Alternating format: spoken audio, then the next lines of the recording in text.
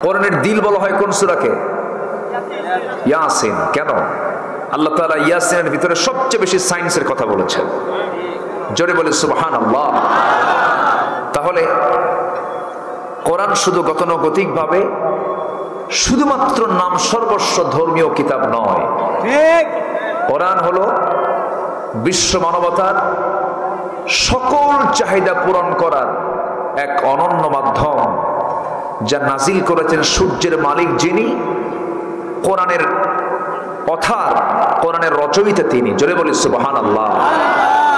সূর্য সৃষ্টিতে কোনো ভুল আছে না? আলো একটু কমে গেছে? হ্যাঁ, সূর্যের তাপ কি ভিজা ভিজা মনে হয়? কোনো ঘাটতি আছে? সূর্য সৃষ্টি করেছেন যিনি, কোরআন নাজিল করেছেন তিনি, খুঁটিবিহীন গোটা দুনিয়ার সাত আকাশ যিনি বানিয়েছেন তিনি কোরআন নাজিল করেছেন। এত বড় মহাপরাক্রমশালী আল্লাহ রাব্বুল আলামিন আমার আপনার জীবন ধারণের জন্য যে কিতাবটা দিয়েছেন, বান্দা যদি কল্যাণ পেতে চাও এই কিতাবকে আঁকড়ে ধরো।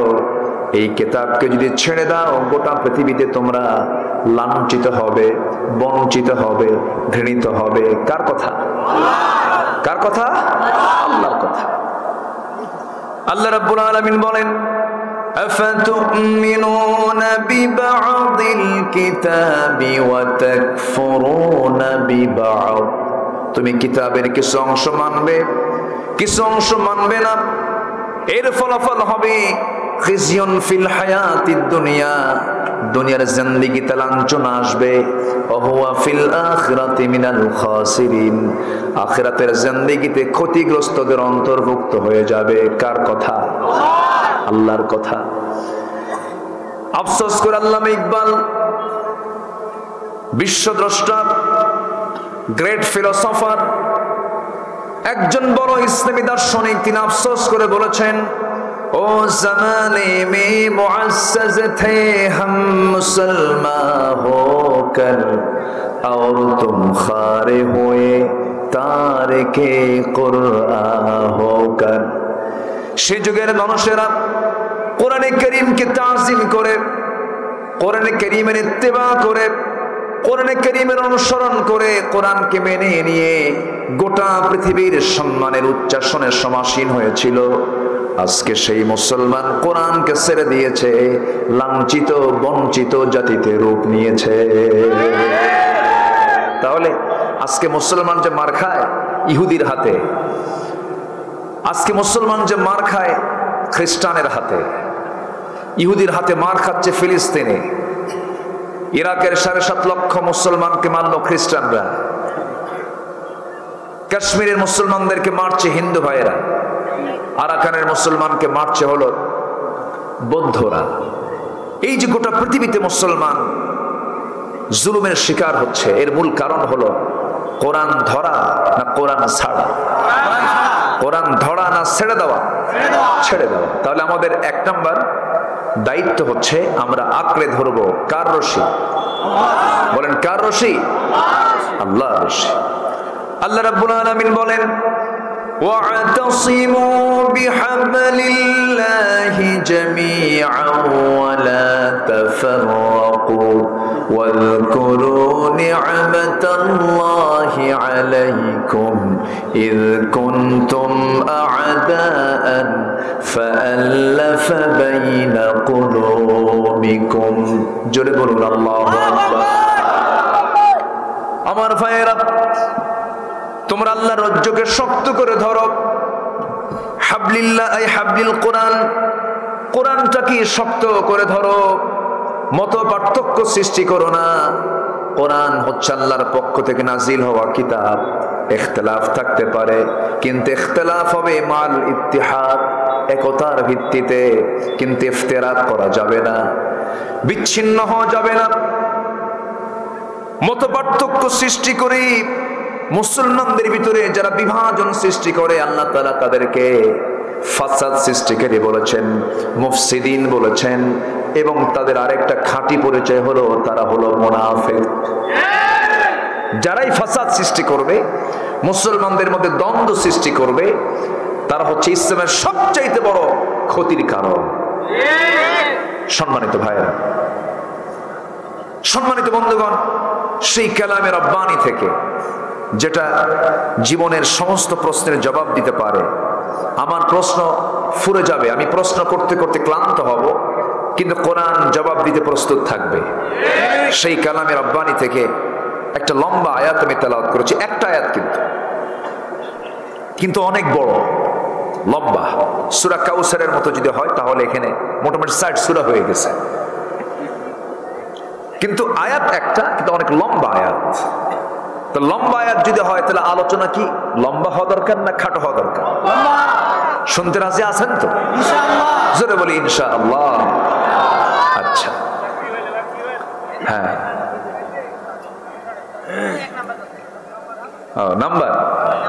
নাম্বার খুঁজলে তো সমস্যা। বসেন, এখন তো যাওয়ারই সময়। এই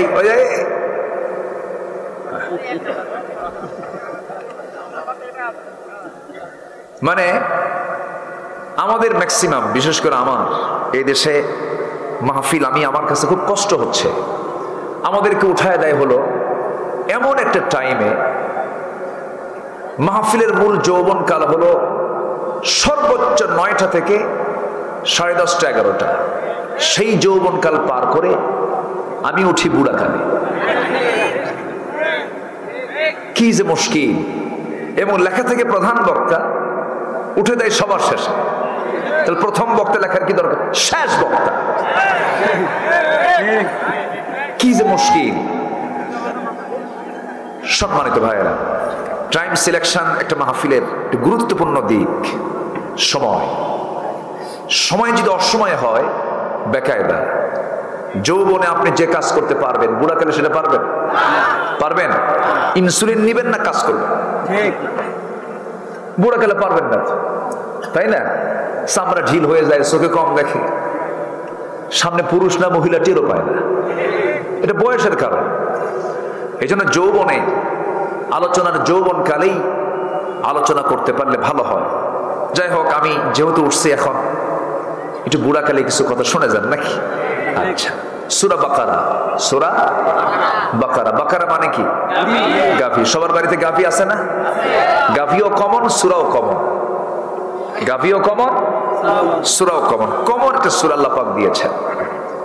এই বাকারা শব্দটা এসেছে হলো এই সূরা বাকারার একটা আয়াতের ভিতরে আসছে, আনতাযবাহু বাকারা, তোমরা কোরবানি দাও, জবহ করো একটা গাভী। এটা বনি ইসরাইলদেরকে আল্লাহ তাআলা অর্ডার দিয়েছিলেন, এবং বনি ইসরাইলদের নবী ছিলেন ফেমাস নবী সাইয়্যিদনা মূসা আলাইহিস সালাতু ওয়াস সালাম। নাম শুনছেন তো সবাই? শোনেন নাই? আচ্ছা, মূসা আলাইহিস সালাতু ওয়াস সালাম, আল্লাহ তাআলা এত সম্মান তাকে দিয়েছেন, গোটা কোরআনে তাকে কেন্দ্র করে 532টা আয়াতে তার কথা আছে, 44টি সূরায় তার আলোচনা আছে। তাহলে বলেন, তাহলে গোটা কোরআনে মুসার কথা কম না বেশি? বেশি। খুব দামি নবী ছিলেন। এত দাম ছিল এই নবীটার, এক ইহুদি মুসা আলাইহিস সালাতু ওয়াস সালামকে নিয়ে খুব প্রশংসা করতে করতে বলছে, তোমাদের নবীর চাইতে আমাদের নবী মুসাই বড়। ইহুদি বলতেছে। সাহাবী বলছেন, না, আমাদের নবী বড়। এই তর্কটা নবী পর্যন্ত যখন গড়ালো, রাসূল বললেন, শোনো, আমার আগের নবী আমার ভাই মুসা আলাইহিস সালাতু ওয়াস সালামকে তোমরা খাটো চোখে দেখো না। কিয়ামতের দিন সবাই বেহুশ হয়ে যাবে। হাসরের ময়দানে সবাই বেহুশ থেকে হুঁশ যখন ফিরে পাবে, সর্বপ্রথম আমি হুঁশ ফিরে পাবো। আমি হুঁশ ফিরে পাওয়ার সঙ্গে সঙ্গে দেখতে পাবো আমার ভাই মূসা আল্লাহর আরশটা ধরে আছে। একজন নবী আরেকজন নবীকে কি খাটো করতে পারে? আমরা নয় পারি। ওই আলেম কি জানে? কেউ তো গরু, ও কি জানো তো ছাগল।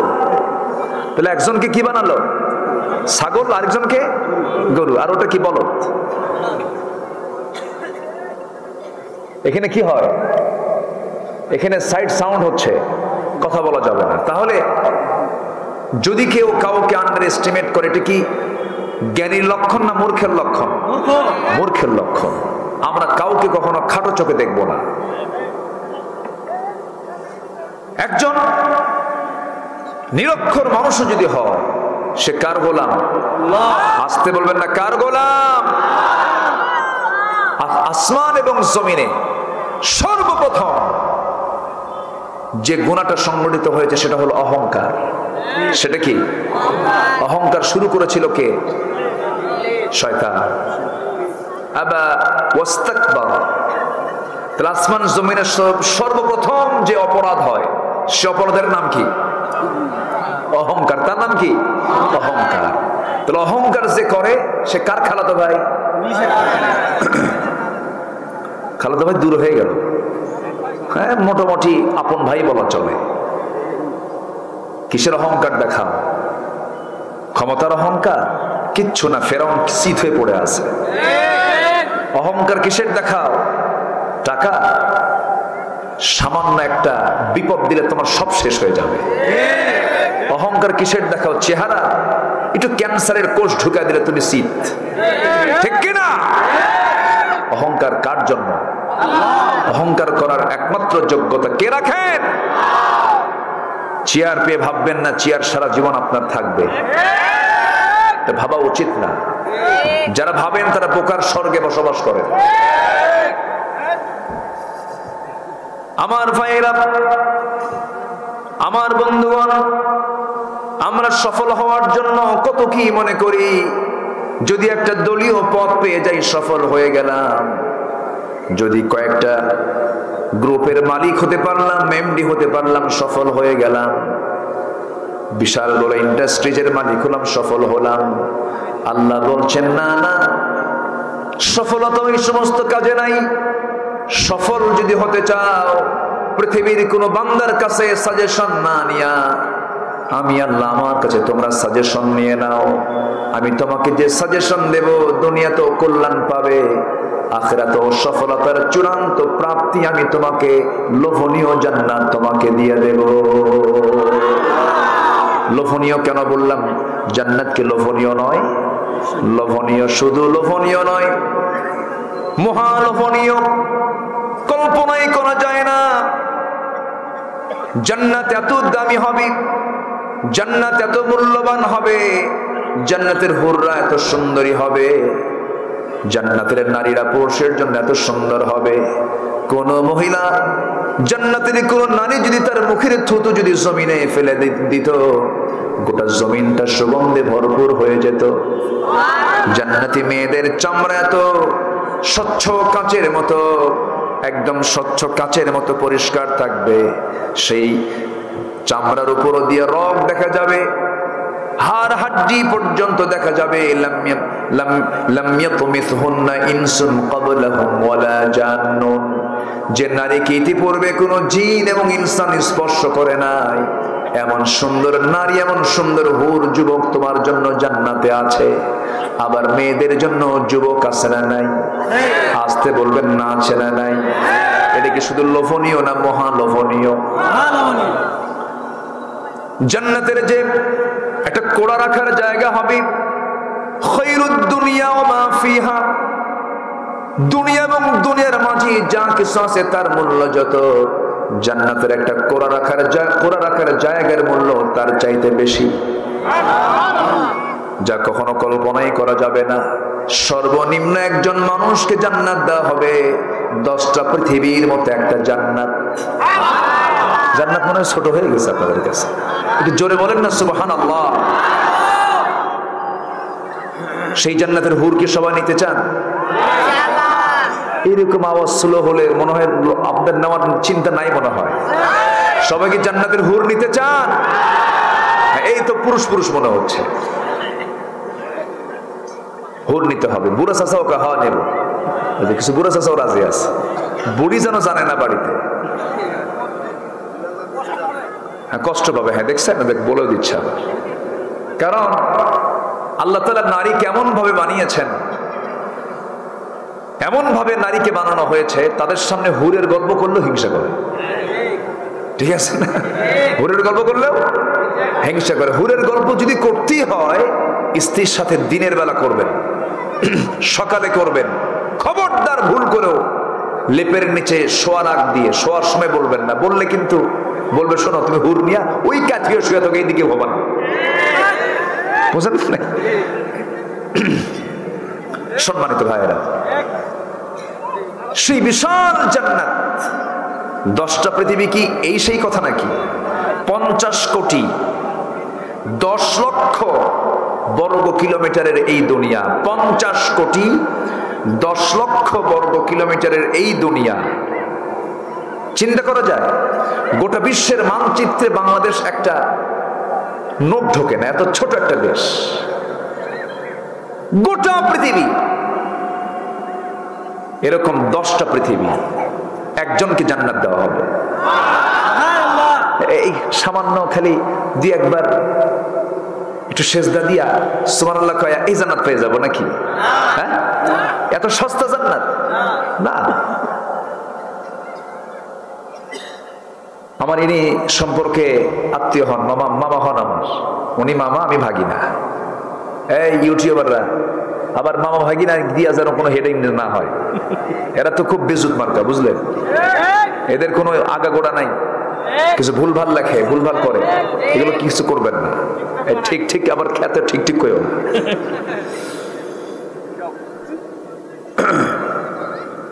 সম্মানিত ভাইয়েরা, আমি আগে ভাবতাম একজন ব্যক্তিকে 10টা পৃথিবীর মতো একটা জান্নাত দেওয়া হবে, এত জায়গা কই? কথা বোঝেন নাই? আমি চিন্তা করতাম আগে ছোটবেলায়, সীমিত চিন্তা মাথায় আসতো।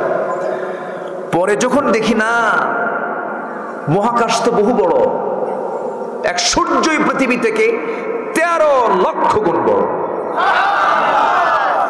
আচ্ছা, 13 লক্ষ গুণ বড় যদি সূর্য হয়, তাহলে পৃথিবী থেকে কত দূরে থাকতে হবে? তার 9 কোটি 30 লাখ মাইল দূরে সূর্য। কে রেখেছেন? কে রেখেছেন? তাহলে 13 লক্ষ গুণ ছোট পৃথিবীকে আলোকিত করার জন্য 13 লক্ষ গুণ বড় সূর্য একটা দিয়ে গোটা পৃথিবীকে আলোকিত করছেন তিনি কে? ওটা তো এমনি এমনি চলে না, ওর তো জ্বালানি লাগে না। আসতে কয়, কে লাগান? জ্বালানি কে লাগান? খাজনা দেন কত? খাজনা আছে? কয় যে আল্লাহ কেমনে খাওয়ায়? পিঠে বাড়ি মারা দরকার। নাকে খাবার আছে না নাই? কে দিয়েছেন নাকে খাবার? বিল কত? 200 রিয়াল। কোন বিল নাই, সূর্যের কোনো বিল নাই, চন্দ্রের কোনো বিল নাই, এসেনশিয়াল বিষয়গুলোর কোনো বিল আল্লাহ পাক রাখেন নাই। বলছেন বান্দা সব ফ্রি সার্ভিস, আমি সব ফ্রি সার্ভিস করে দিয়েছি তোর জন্য। নাকের খাবারটা ফ্রি করেছি, মুখের খাবারটা তুই একটু উপার্জন করবি, আমারই মাটি তুই চাষ করবি, একটু ধানের বীজটা লাগায় দিয়ে আসবি, একটু চায়না থ্রির লিচু গাছটা লাগাবি, ওর মধ্যে যত ভিটামিন, ওর মধ্যে যত ফসফরাস, ক্যালসিয়াম, ম্যাগনেসিয়াম সব কিছু আমি আল্লাহ ঢুকায় দিয়া ধীরে ধীরে বড় করে ফুলটা পরাগায়ন করে সেখানে গুটি করে দিয়ে লিচুটা বানায় দেব। গোটা দেশে দিনাজপুরের লিচু তুই সাপ্লাই করবি, বড় বড় ব্যবসা করবি, প্রতি 20 লিচু 10 টাকা করে বেচবি। অবদান কি তুই বান্দার না আমি আল্লাহ? কার অবদান? আল্লাহ। তুমি তো চাষ করো না, তুমি শুধু বীজটা লাগায় দিয়ে আসো। أأنتم تزرعونه أم نحن الزارعون? তুমি চাষ করো না, ও বান্দা আমি তো উত্তম চাষী, আমি চাষ করি, ধানকে কত সুন্দর করে বড় করে দেই। একই জমিতে চায়না থ্রি একরকম, বোম্বাই একরকম, মুজাফফরি একরকম। দেখছেন, আমি লিচুর নামও কিন্তু জানি। বেদানার স্বাদ একরকম, মাদ্রাজির স্বাদ একরকম। এইরকম করে একই জমিনে কত পদের লিচু লাগানো হলো, এক একটার স্বাদ এক এক রকম। মাটিতে একই মাটি, এই যে ভ্যারিয়েশন করেছেন, ক্লাস করে দিয়েছেন, শ্রেণী করেছেন, এই অবদান একমাত্র কার? আসতে বলবেন না কার? আল্লাহর। আল্লাহ বলছেন বান্দারে তুই আমার সাজেশন না নিয়া তুই কার সাজেশন নিবি? তোর প্রাণ আমার হাতে। ইয়াসআলুনাকা আনির রূহ কুলির রূহু মিন আমরি রাব্বি। রূহটা আমার নির্দেশে চলে, তোর রূহটা আমি দেখি, আমি কন্ট্রোল করি। আমি কিডনি চালাই, আমি লাংসটা চালাই, আমি লিভার চালাই, আমি চোখের মেশিন পিছনে সেট করে দিয়েছি। প্রত্যেকটা চোখের পেছনে 20 লক্ষ করে মেশিন পার্টস দিয়েছি, 1,70,000 করে রগ দিয়েছি, ভেইন দিয়েছি। এবং তোর চোখের অয়েন্টমেন্টের জন্য স্থায়ী বন্দোবস্ত করে দিয়েছে। জমিনে চলতে গেলে ধুলাবালি ঢুকবে, এই জন্য চোখের পিছনে এমন একটা মেশিন সেট করেছি, ধুলাবালি ঢোকার সঙ্গে সঙ্গে চোখের মধ্যে পানি বের হয়ে আসে। এই পানি ড্রিঙ্কিং কোনো ওয়াটার নয়, দুনিয়ার নরমাল কোনো পানি নয়। এই পানির মধ্যে আমি কিছু শ্লেষ্মা দিয়েছি, কিছু লবণ দিয়েছি, ইলেকট্রোলাইটের জটিল মিশ্রণে আমি আল্লাহ এমন সুন্দর করে অয়েন্টমেন্ট দিয়ে দিয়েছি। মার পেট থেকে যে চোখ নিয়ে তুই পৃথিবীতে এসেছিস, মৃত্যুর দিন পর্যন্ত ওই চোখের মধ্যে আমি আল্লাহ অয়েন্টমেন্টও রেখে দিয়েছি। জোরে বলি সুবহানাল্লাহ। আল্লাহ বলছেন বান্দারে চোখ দিয়ে ভালো কিছু দেখ, আমি তোর চোখটাকে দেখা, আমি তোর চোখটা খেদমত, আমি তোর চোখটাকে সম্পূর্ণ টেক কেয়ার করি। কানের মধ্যে 1 লক্ষ শ্রবণ কোষ দিয়েছি, জোরে বললে জোরে শোনা যায়, আস্তে বললে আস্তে শোনা যায়। এই যে স্তর, কান শোনার স্তরটা কে দিয়েছেন? আল্লাহ দিয়েছেন। খারাপ কিছু শুনবি না, ভালো কিছু দেখবি, খারাপ ভালো কিছু শুনবি। জিহ্বা দিয়েছি, বুকের চামড়া আর জিহ্বার চামড়া একরকম না ভিন্ন রকম? বুকের চামড়া দিয়া স্বাদ নিতে পারবেন না। জিহ্বার এই চামড়ার নিচে আল্লাহ রাব্বুল আলামিন এমন একটা মেশিন সেট করে দিয়েছেন, প্রত্যেকটা বান্দার জিহ্বার ভিতরে 1000 নয়, 2000 নয়, 3500 থেকে 4000 স্বাদ করি আল্লাহ তাআলা রেখে দিয়েছে। হাজারো ফল, হাজারো খাবার, সবকিছু এই মেশিন নির্দিষ্ট করে দেয়। এটা চায়না থিরি, এটা বোম্বাই, এটা মাদ্রাজি, এটা বেদেনা, এটা লটকা ফিশ, এটা চিংড়ি, এটা গরু গোশ, এটা ছাগলের গোশ, এটা মুরগির গোশ, সব মেশিন জিহ্বায় কে লেগে দিয়েছেন? আল্লাহ রাব্বুল আলামিন বলছেন বান্দারি এত কিছু আমি তোকে দিয়ে দিলাম, মাথা থেকে পা পর্যন্ত তুই দেখ, আমি তোকে এত সুন্দর করে বানায় দিলাম। আমারে তুই ভুলে রাখবি কেন? সবার আগে তুই আমাকে স্মরণ করে বলবি। সবাই বলুন আলহামদুলিল্লাহি রাব্বিল আলামিন। মালয়েশিয়াতে আমার একজন বন্ধু থাকেন, নাম তার মমিন, আব্দুল মমিন। মালয়েশিয়ায় গেলাম, সালাম বিনিময় করি। ওই বন্ধুটার হাত এই জায়গায় কবজির জায়গায় ধরলাম, ধরার সঙ্গে সঙ্গেই আমি ভয় পেয়ে গেলাম। দেখি মেশিন নড়ে এই জায়গায়। মেশিন নড়ে কেন? এটা কি? বন্ধু আমার তেমনটা নাই। নড়ে কেন? কি লাগানো হয়েছে? বন্ধুর সঙ্গে সঙ্গে কেঁদে ফেলে দিয়ে বলছে, বন্ধু রে তুমি তো ভালো আছো, আমি তো খুব একটা ভালো নাই। কেন, কি হয়েছে? 2টা কিডনি আমার নষ্ট হয়ে গেছে। আমার টাকা আছে, বাড়ি আছি, ব্যাংক আছে, ব্যালেন্স আছে, সবকিছু আছে, কিন্তু আমার 2টা কিডনি নষ্ট হয়ে গেছে। আমাকে যদি কি এমনটা করতে পারতো, দুনিয়ার সব দিয়ে দিতাম, কিডনি 2টা আমারে দিয়ে দিবা। তারা কোটি এটা। বললাম বন্ধু কি করো? বলতেছে 7 দিন পর পর আমার উপরে একটা বিশাল ঝড় চলে যায়, ডায়ালিসিস মেশিনের কাছে চলে যাই, হাতের মধ্যে সুই ঢুকায় দিয়া সমস্ত রক্তগুলো ডায়ালিসিস মেশিনের মধ্যে তুলে ফেটে ফেটে ডায়ালিসিস করা হয়। এরপর রক্তগুলো আবার দেহের মধ্যে ঢুকায় দেওয়া হয়। এটা হলো কিডনির কাজ।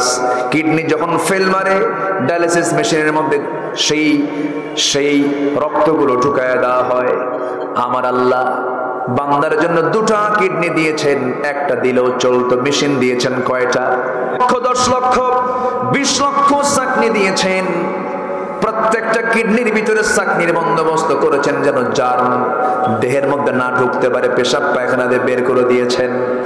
এই কিডনি তার ওজন মাত্র 200 গ্রাম, আর ডায়ালিসিস মেশিন যে মানুষ তৈরি করেছে তার ওজন হলো 100 কেজি। কয়শো কেজি বলেন? মানুষ বুদ্ধি খাটায় 100 কেজি ডায়ালিসিস মেশিন তৈরি করেছে, আর প্রত্যেকটা দেহের মধ্যে আল্লাহ রাব্বুল আলামিন 200 গ্রাম ওজনের 2টা কিডনি মেশিন দিয়ে দিয়েছেন। আমার বন্ধুগণ, যদি এমনটা হতো মানুষ 80 কেজি, কিডনির ওজন 100 কেজি, মানুষ চলতো না কিডনি নিয়ে চলতি তার সময়টা চলে যেত, কত সমস্যা হয়ে যেত। আল্লাহ বলছেন সাব্বিহিসমা রাব্বিকাল আ'লাল্লাযী খালাকা ফাসাওয়া ওয়াল্লাযী কদ্দারা ফাহাদা ওয়াল্লাযী আখরাজাল মারআ। জোরে বলুন আল্লাহু আকবার। তুমি আমার জিকির করো, আমার তাসবিহ জপো। আমি তো সেই আল্লাহ যে আল্লাহ শুধু সৃষ্টি করেই ছেড়ে দেই নাই, এটাকে ব্যালেন্স করে দিয়েছি, ভারসাম্য বজায় যেন থাকে। 2টা হাত সমান সমান, 2টা চোখ সমান সমান, 2টা কান সমান সমান, 2টা পা সমান সমান। হাফ ইঞ্চি কম বেশি হলে পরে বান্দা কি হাঁটতে পারতো নাকি? ড্যান্স মারতো আর হাঁটতো। 2টা পা সমান করে দিয়েছেন, বান্দা চলতে ফিরতে যেন তোমার কষ্ট না হয়। সকল চাহিদা আমি আল্লাহ তোমার পূরণ করেছি। তোমার দায়িত্ব হলো, আমার চাওয়া হলো, তোমার মুখে কারো জিকির চলবে না, জিকির হবে একমাত্র কার? আসতে বলবেন না, কার? সে আল্লাহ আছেন না নাই? আল্লাহ কোথায় বলেন? অনেকে চিন্তায় আছে, কি কই?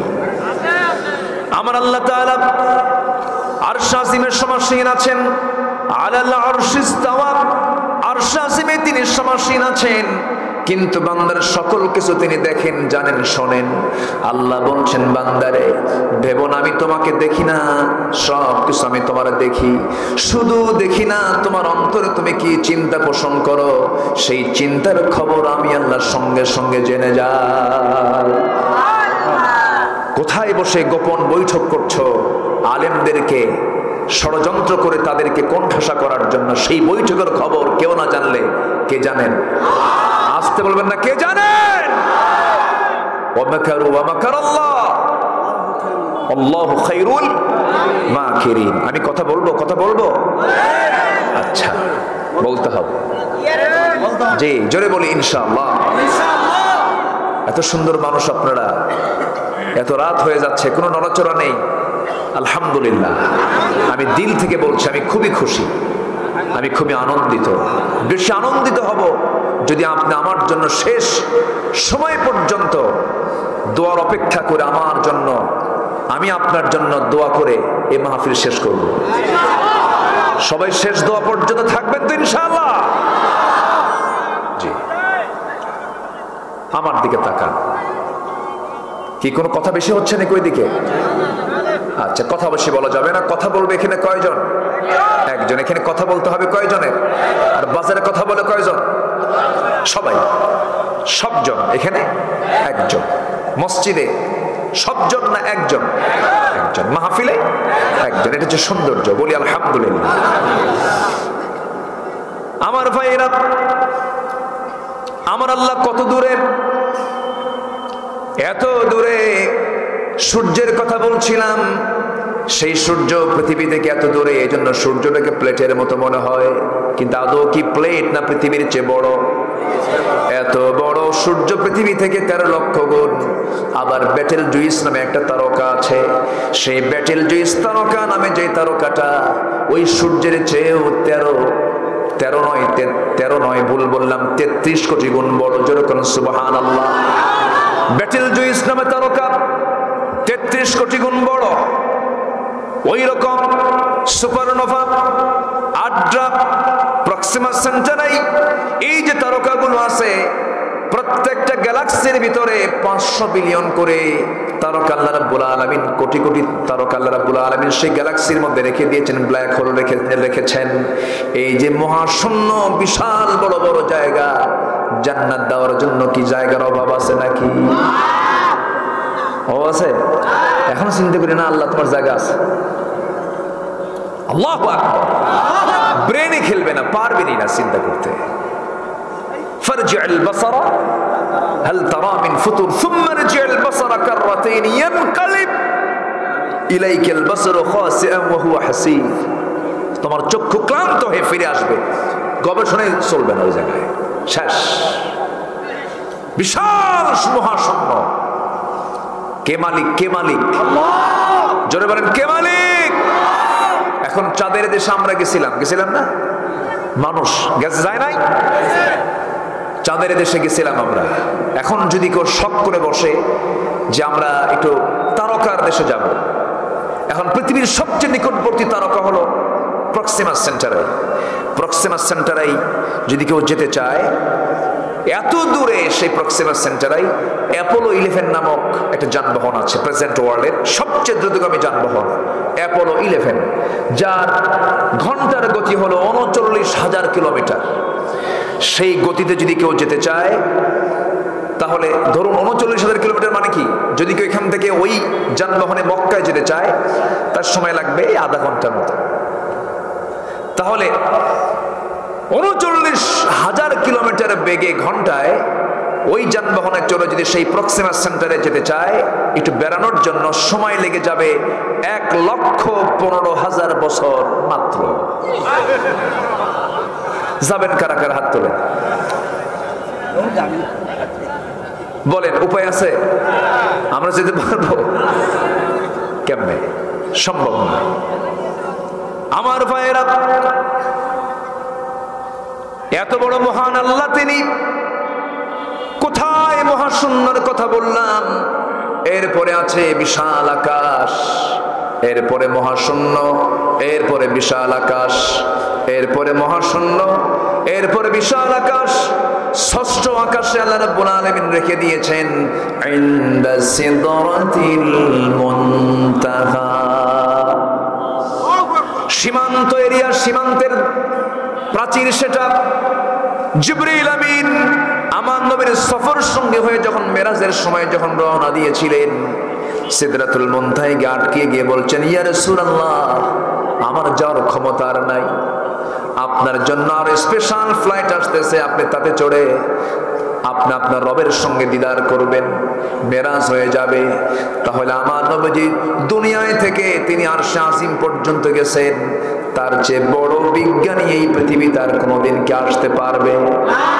আসতে বলবেন না, আসতে পারবে? পারবে না। Marconi, Faraday, James Watt, Copernicus, Einstein, Dalton, Galileo, এই বড় বড় বিজ্ঞানীদেরকে আমরা সামান্য কিছু তথ্য দেওয়ার জন্য মহাবিজ্ঞানী বলি, আর আমার নবীজি 7টা আকাশ দেখলেন, জান্নাত দেখলেন, জাহান্নাম দেখলেন, গোটা দুনিয়ার সমস্ত কিছু দেখলেন। এই জন্য আল্লাহ তাআলা তাকে বললেন, হে রাসূল, আমি আপনাকে রহমতের জন্য, দুনিয়ার জন্য রহমত করে পাঠিয়েছি, এই জন্য গোটা দুনিয়া আপনাকে দেখালাম। ওয়া মা আরসালনাকা ইল্লা রাহমাতাল লিল আলামিন। আল্লাহু আকবার। আমার ভাইরা, তাহলে আমরা যত পরামর্শ নেব কার কাছ থেকে বলেন? আমার জন্য সবচেয়ে উত্তম বন্ধু কে? জোরে বলেন কে? আমার জীবনের সবচেয়ে উত্তম বন্ধু আমার আল্লাহ, আপনজন আমার আল্লাহ। এই মুহূর্তে আমি মরে যাব, ধরুন মরে গেলাম, এই জায়গা থেকে আমার বেডরুমে যাওয়ার কি কোনো সুযোগ আছে নাকি? আমি মরে যাব, সর্বোচ্চ আপনারা আমার জন্য একটা অ্যাম্বুলেন্স রেডি করবেন, সে অ্যাম্বুলেন্সে চড়বো, আমাকে সব নিয়ে চলে যাবে, ঘরের মধ্যেও তুলবে না।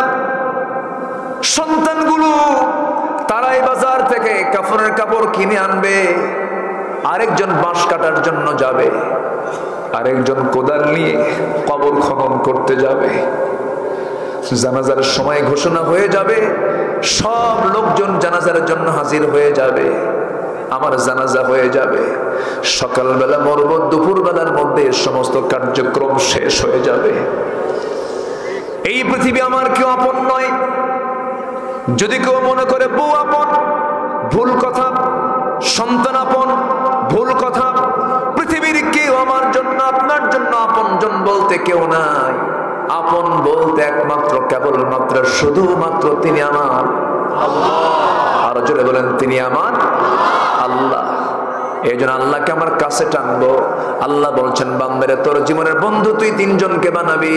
ইন্নামা ওয়ালিয়্যুকুমুল্লাহু ওয়া রাসূলুহু ওয়াল্লাযীনা আমানুল্লাযীনা ইউকিমুনাস সালাতা ওয়া ইউতুনাস যাকাতা ওয়া হুম রাকিউন। জোরে বলুন আল্লাহু আকবার।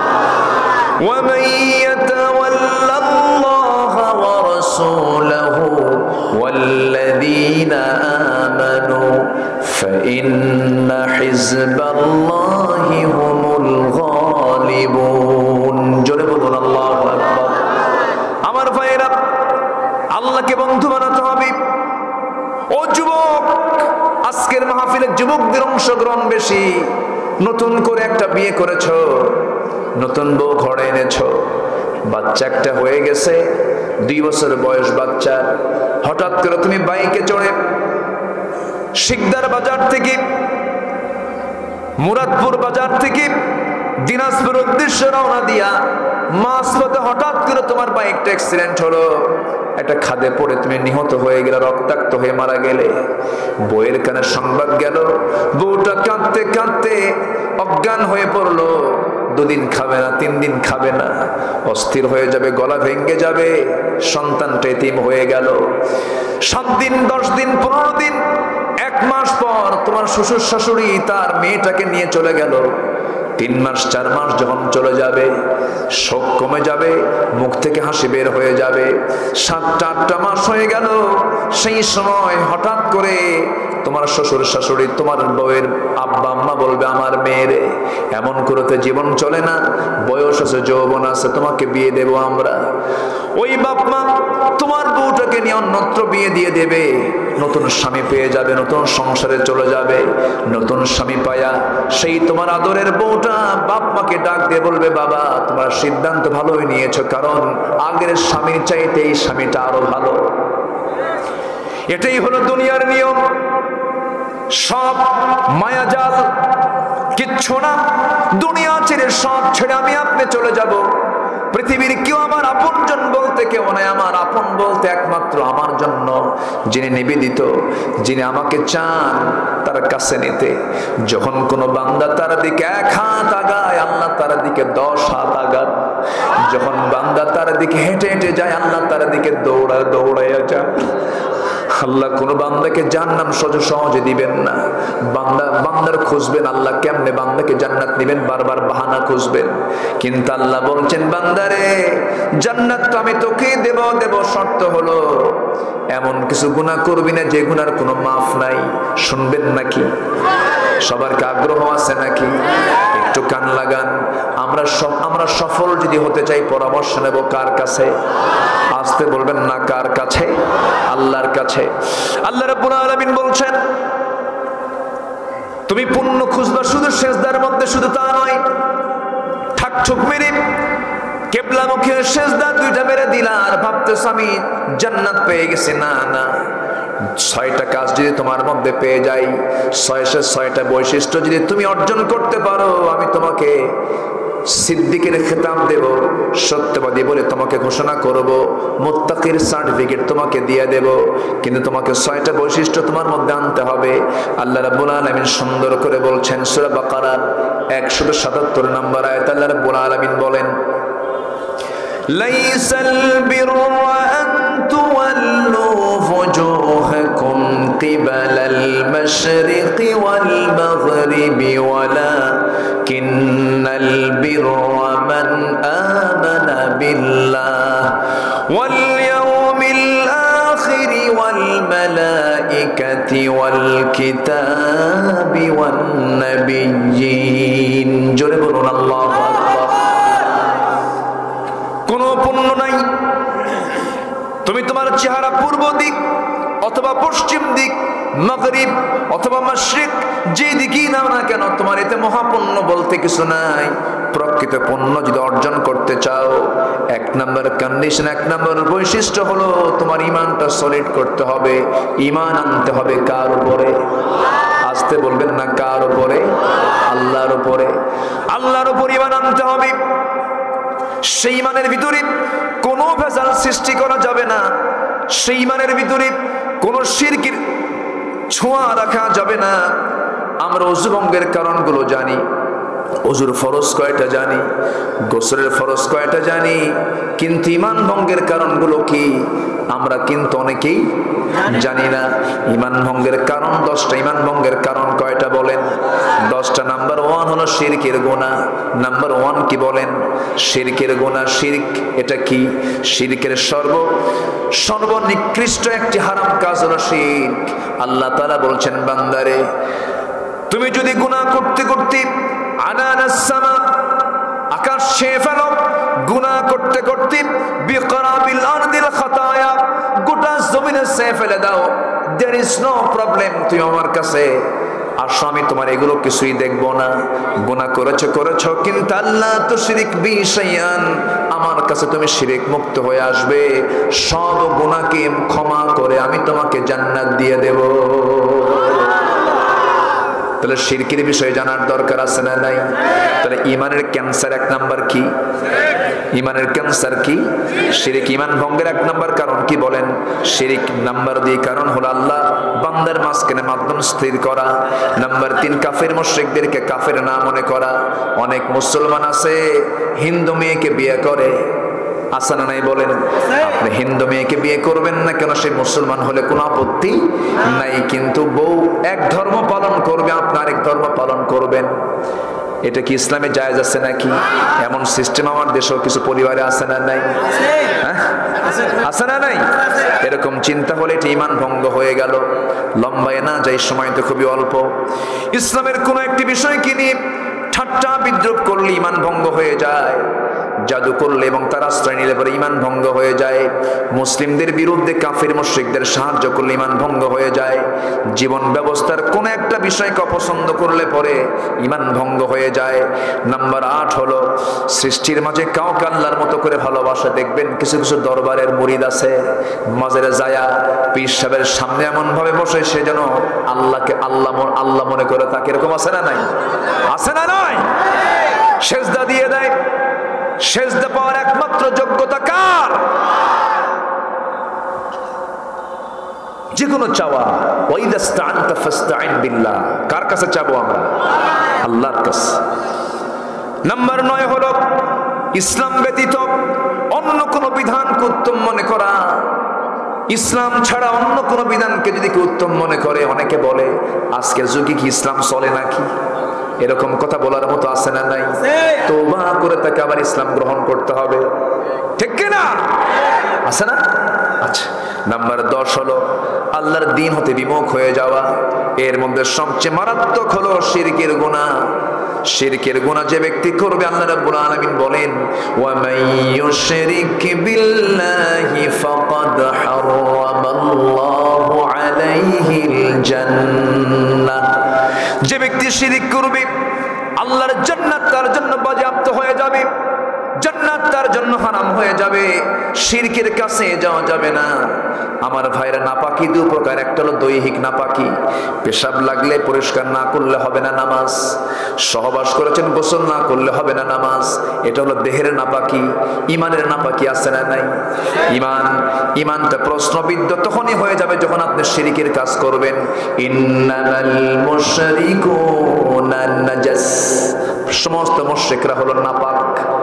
এই জন্য আল্লাহ রাব্বুল আলামিন হুদুদে মক্কার হারামের এরিয়ার ভিতরে কোন মুশরিক ঢুকতে পারবে না। হুকুমটা কার বলেন? আসতে বলবেন, হুকুমটা কার? মুশরিকরা হলো নাপাক। এই জন্য আল্লাহ রাব্বুল আলামিন বলছেন, বান্দারে আমি পবিত্রতা অর্জনকারীকে ভালোবাসি, তওবাকারীকে ভালোবাসি।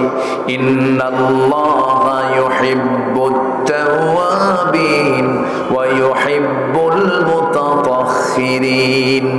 আমি তওবাকারীকে ভালোবাসি, পবিত্রতা অর্জনকারীকে ভালোবাসি, শিরিক মুক্ত হয়ে যে থাকবে সে হলো পবিত্রতা অর্জনকারী। এরপরে যে ব্যক্তি তওবা করবে সে হচ্ছে সবচেয়ে আল্লাহর প্রিয় বান্দা। তওবা মানে নির্দিষ্ট দোয়া পড়ে আল্লাহর কাছে মাফ চেয়ে নেওয়ার নাম তওবা নয়।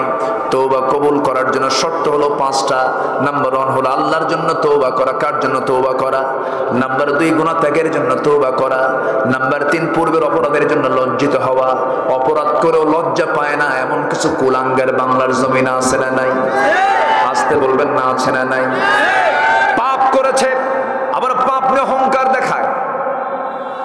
ধর্ষণ করেছে 100টা, সেঞ্চুরি করে আবার ক্যাম্পাসে বুক উঁচু করে ধর্ষণের সেঞ্চুরি করার জন্য মিষ্টি বিতরণ করে। এই সমস্ত অপরাধের কোনো বিচার কি হয়েছে? আসতে বলবেন না, হয়েছে? ইডেনকে আজকে প্রশ্নবিদ্ধ করলো কারা? ইডেন কলেজ, যে কলেজে মহিলারা পড়াশোনা করে, এমন মহিলাও আছে যে মহিলা রাত জেগে তাহাজ্জুদ আদায় করে। সেই ইডেন কলেজের নিরাপরাধ কিছু ছাত্রীদেরকে জোরপূর্বক অন্যায় কাজে তারা জড়িয়েছে। এই সমস্ত চরিত্রহীন লম্পটদের বিচার হওয়া হলো সময়ের অপরিহার্য দাবি। সম্মানিত ভাইয়েরা, অপরাধ করলে লজ্জিত হলে মাফ করবেন কে? আর লজ্জিত না হলে মাফ হবে? হবে না। তওবা কবুল হবে এই 5টা শর্তে। আরেকটা শর্ত হলো নাম্বার 4, আগামীতে কোন অপরাধে নিজেকে জড়াবো না, কোন অপরাধ করব না, আল্লাহ তাআলা তাকে মাফ করে দিবেন। নাম্বার 5 হলো বান্দার যে সমস্ত অধিকার তুমি দখল করে নিয়েছো, বান্দার অধিকার ফেরত না দেওয়া পর্যন্ত তোমার তওবা কবুল হবে না। বোনের সম্পত্তি ভাই মেরে খাওয়া, এমন ভাই মনে হয় দিনাজপুরে নাই। থামেন, সাইজ করতেছি তো, একটু থামেন একটু। আছে আছে, এরকম আছে। বাপ মারা গেছে, এক যুগ হলো, 50 বিঘা জমি রেখে গেছি, বোন পাবে 7 বিঘা। কিন্তু সেই বোন 3 জন এসেছে, 21 বিঘা সম্পত্তি তাদের হাতে দিয়ে দিতে হবে। ভাইটা বলে, বোনরা আসছে ভালো কথা, দাওয়াত খাইয়া যাও। আছে নাকি? পিঠা খাওয়ায়, নবান্ন খাওয়ায়, মাঝে মাঝে দাওয়াত দেয়, আবার মাঝে মাঝে কিছু হাদিয়া পড়োখন পাঠায় দেয়। যখন বাড়িতে এসে ভাইটা সামনে দাঁড়ায়, বোনরা উইলিংলি জোরপূর্বক কিছু বলতে চায় না, কারণ জোর করে বলবো কেন, ভাইটা তো বোঝা দরকার। ভাইও সহজে বুঝতে চায় না, বরং উল্টা আওয়াজ করে। বোন একটা কথা বলে কি, অংশ নিলে কিন্তু ধ্বংস হয়। দেখছেন কি ফতোয়া দিয়ে দিছে? অংশ নিলে কি ধ্বংস হয়ে যায়? এই জাতীয় কথা যারা বলবে তাদের কি ঈমান আছে নাকি বলেন? ঈমান আছে? ওই বোনের সম্পত্তি যেদিন বাপ মারা গেছে সেই দিনই বোনটা মালিক হয়ে গেছে। এই 12 বছর ধরে যে আপনি তার জায়গায় ধানগুলো আবাদ করে করে খেলেন, সম্পূর্ণ আপনার পেটে হারাম খাবার চলে গেছে। অনেক মা আজকে আমার আলোচনা শুনতেছেন, বলতেছেন হুজুর ভালো কিরকম? ভালো কইয়া কি কথা বোঝেন না? ওয়াজ আমার এখন কার দিকে গেছে? মা বোনদের দিকে গেছে। আবার অনেক বাপ আছে, একটা ছেলের 5টা মেয়ে, 60 বিঘা সম্পত্তি। বাপ বিশাল টেনশন করে, একটা মাত্র ছেলে, এই ছেলের সম্পত্তি যদি বেশি না হয়, মেয়েদেরা যদি নিয়ে চলে যায় কেমন হবে? মেয়েদের সঙ্গে চিটার বাটপারি করে বলে, মা শোনো, আমি তোমাদেরকে বিয়ে দিয়েছি, খবরদার আমার সম্পত্তি তোমরা হাত দিবা না, সব সম্পত্তি আমার ছেলেকে লিখে দেব। ওটা বুড়া না হারামজাদা? আছে না এরকম? আছে না? আসতে বলো, আছে না? নয়। এই সমস্ত কাজগুলো করা যাবে না। তিলকা হুদুদুল্লাহ, আলেম ওলামা আছেন এখানে, সূরা নিসা আছে না? সূরা নিসা শুরু হয়েছে লিযযাকারি মিসলু হাযিল উনসাইন, আবার শেষ করেছেন তিলকা হুদুদুল্লাহ। আল্লাহর সীমাগুলো লঙ্ঘন করবি না, একদম প্যারালাইজড হয়ে তোকে সিট করে মারবো। কার কথা? কার কথা? আল্লাহর কথা। হারামের কোনো আরাম নাই।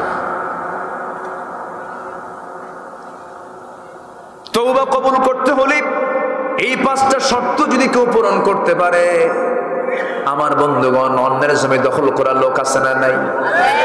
সরকার ক্ষমতায়, ওই সরকারি দল যারা করে অন্য জনের দল জবরদখল করে কিনা বলেন? জমি দখল করে নিজে নিয়ে নেয়। আমার এক বন্ধু ঢাকায়, তার জায়গা আছে, 10 বছর ইংল্যান্ডে ছিল, খবর নিতে পারে নাই, জায়গা তার বাড়ি করছে আরেকজন। কথা বুঝলেন কি? 3 তলা বাড়ি। কয়তলা? 3 তলা বাড়ি করছে। সেই বন্ধুটা এসে বলতেছে, ভাই আপনি আমার জায়গায় বাড়ি করলেন, আমাকে বললেন না। হ্যাঁ, জায়গা আপনার হতে পারে, বাড়ি তো আমার। কথা বুঝতেছেন না? এই হলো ইমানের লক্ষ্য।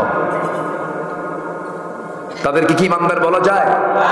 আল্লাহ বলছেন, দেখেন কি কি কথাগুলো, 6টা বৈশিষ্ট্য। সময় তো বহু লাগবে ভাই, আমি তো ভাবতেছি ফজরি হয় নাকি। হ্যাঁ, খুব ভালো, বলি আলহামদুলিল্লাহ, বলি আলহামদুলিল্লাহ। হ্যাঁ, ফজর পড়ে যাবেন জানাজা সহ। লক্ষণ তো এরকমই মনে হচ্ছে। আপনি শুনছেন, আমি বলছি, যে বলে তার দিকে খেয়াল করার দরকার আছে না নাই? এটা কি মেশিন না লোহা? হ্যাঁ, মেশিন। ইমাম কুরতুবী বলেন, ইমাম কুরতুবী রাহিমাহুল্লাহ, তিনি বলেন তওবার জন্য 3টা শর্ত। মুখে ক্ষমা চাওয়া, মুখে ক্ষমা চাওয়া কার কাছে? বলতে হবে আস্তাগফিরুল্লাহ, অথবা সুবহানাকাল্লাহুম্মা বিহামদিকা আশহাদু আল লা ইলাহা ইল্লা আনতা আস্তাগফিরুকা ওয়া আতুবু ইলাইকা। মুখে ক্ষমা চাওয়া। নাম্বার 2, অন্তরে অনুশোচনা পাওয়া, অনুশোচনা আনা। নাম্বার 3 হলো আগামী জীবনকে গুনাহমুক্ত রাখার প্রমিস করা। আগামী জীবনে আর কোনো গুনাহ করব না। মাফ করবেন কে? আসতে বলবেন না, মাফ করবেন কে? আর গুনাহ করলে শান্তি আছে? গুনাহ করলে শান্তি আছে? বিড়ি খাইলি সিহারের চিহ্ন, বিড়ি খাইলে সিহারের চিহ্ন আছে না নাই? ঠোঁট কি হয়? জোকের মতো কালো। ঠোঁট দেখলে বলে পাক্কা বিড়িখোর। কি কথা কি বোঝা গেল? আচ্ছা, তাহলে পাপ করবেন, পাপের চিহ্ন কোথায় উঠলো বলেন? কোথায়? চেহারায়। যে মদ খায় চিহ্ন আছে না নাই? মদ খেলে লিভার যাবে, আর চোখটা হবে লাল টকটকা, ব্রেন হবে, দেখেন ওয়াজ কি শুধু আমি পারি? ব্রেন হবে এলোমেলো, হুঁশ পাবে না। এক মদারু রাত 3টার দিকে আসছে বাড়িতে, তো বউ তো টের পাইছে যে আমার স্বামী আসছে। দরজায় নক করা মাত্রই ছেলে একটা বড় আছে, বলছে বাজান তাড়াতাড়ি ওঠ, তোর বাবার মাথা ঠিক নাই, হেড অফিস গন্ডগোল, খায় আসছে। সাথে নিয়েছে, ছেলেকে সাথে নিয়ে দরজার কাছে আসছে, কারণ হুঁশ তো নাই, কি যে থাপ্পড়টা পরে তো মারতে পারে, যদি ডাবল মারে তাহলে তো আরো দেখায়। দরজায় নক করছে, দরজা খুলছে, খোলা মাত্রই চোখ এরকম লাল টকটকা। ছেলেও দাঁড়ানো, বউ দাঁড়ানো, বউয়ের দিকে তাকায়া এখন স্বামী বলে আম্মা আসসালামু আলাইকুম। কি কথা কি বুঝতেছে? এখন বউ কয় হাইরে আমার পোড়া কপাল, সকালবেলা ঘুম থেকে উঠেই স্বামীর মুখে মায়ের ডাক। তোমার কি একটু লজ্জা শরম নাই? তোমার যুবক ছেলে পাশে দাঁড়ায় তুমি আমার কি বলে ডাকো? মাথা ঠিক রাখো না?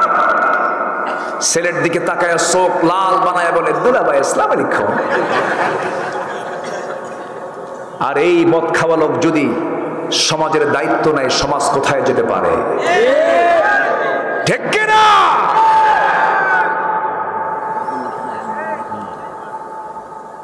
মদের বোতল আলেমদের হাতে, একটা আলেমকে খুঁজে পাবেন মদের বোতল নিয়া।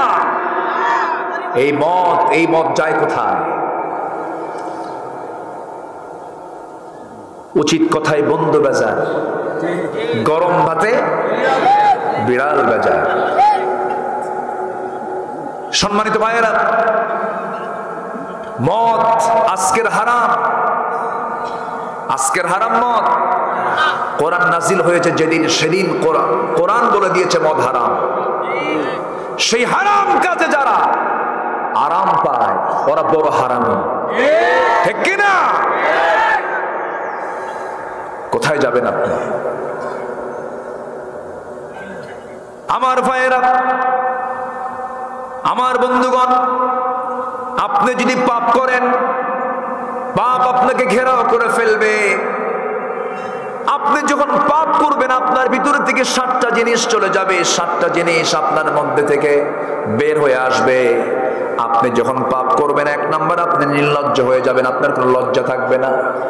ইদা লাম তাস্তাহি ফাসনা মা শিতা, যখন তুমি পাপ করবে, যা ইচ্ছা তুমি তাই করতে পারবে, তোমার মধ্যে কোনো কমন সেন্স থাকবে না, খালি মিশা কথা কবে মঞ্চে উঠে, আছে না? আছে না? নাই? তাজা ধরফরা মিশা কথা কবে, আছে না? আছে। নাম্বার 2 হলো সৌন্দর্য নষ্ট হয়ে যাবে। নাম্বার 3 রোগাক্রান্ত হয়ে পড়বে। নাম্বার 4 রিজিক বরকত শূন্য হয়ে যাবে। রিজিক মানে আমরা বুঝবো না শুধু টাকা পয়সা, ব্যাংক ব্যালেন্স। রিজিকের বহু ক্লাস আছে। রিজিকের সর্বনিম্ন স্তর হলো সম্পদ, টাকা পয়সা। সর্বোত্তম স্তর হলো সুস্থতা।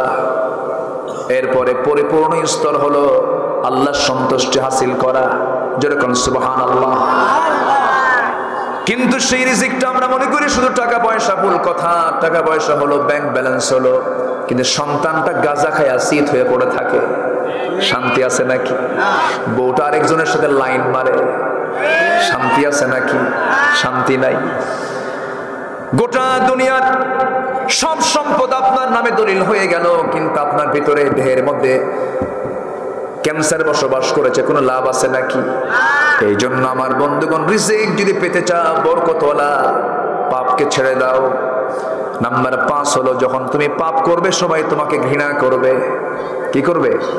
ঘৃণা করবে, কিন্তু তুমি বুঝবা না, কিন্তু তোমার মনে, ওই বান্দার মনে সর্বক্ষণ থাকবে তোমার বিরুদ্ধে ঘৃণা।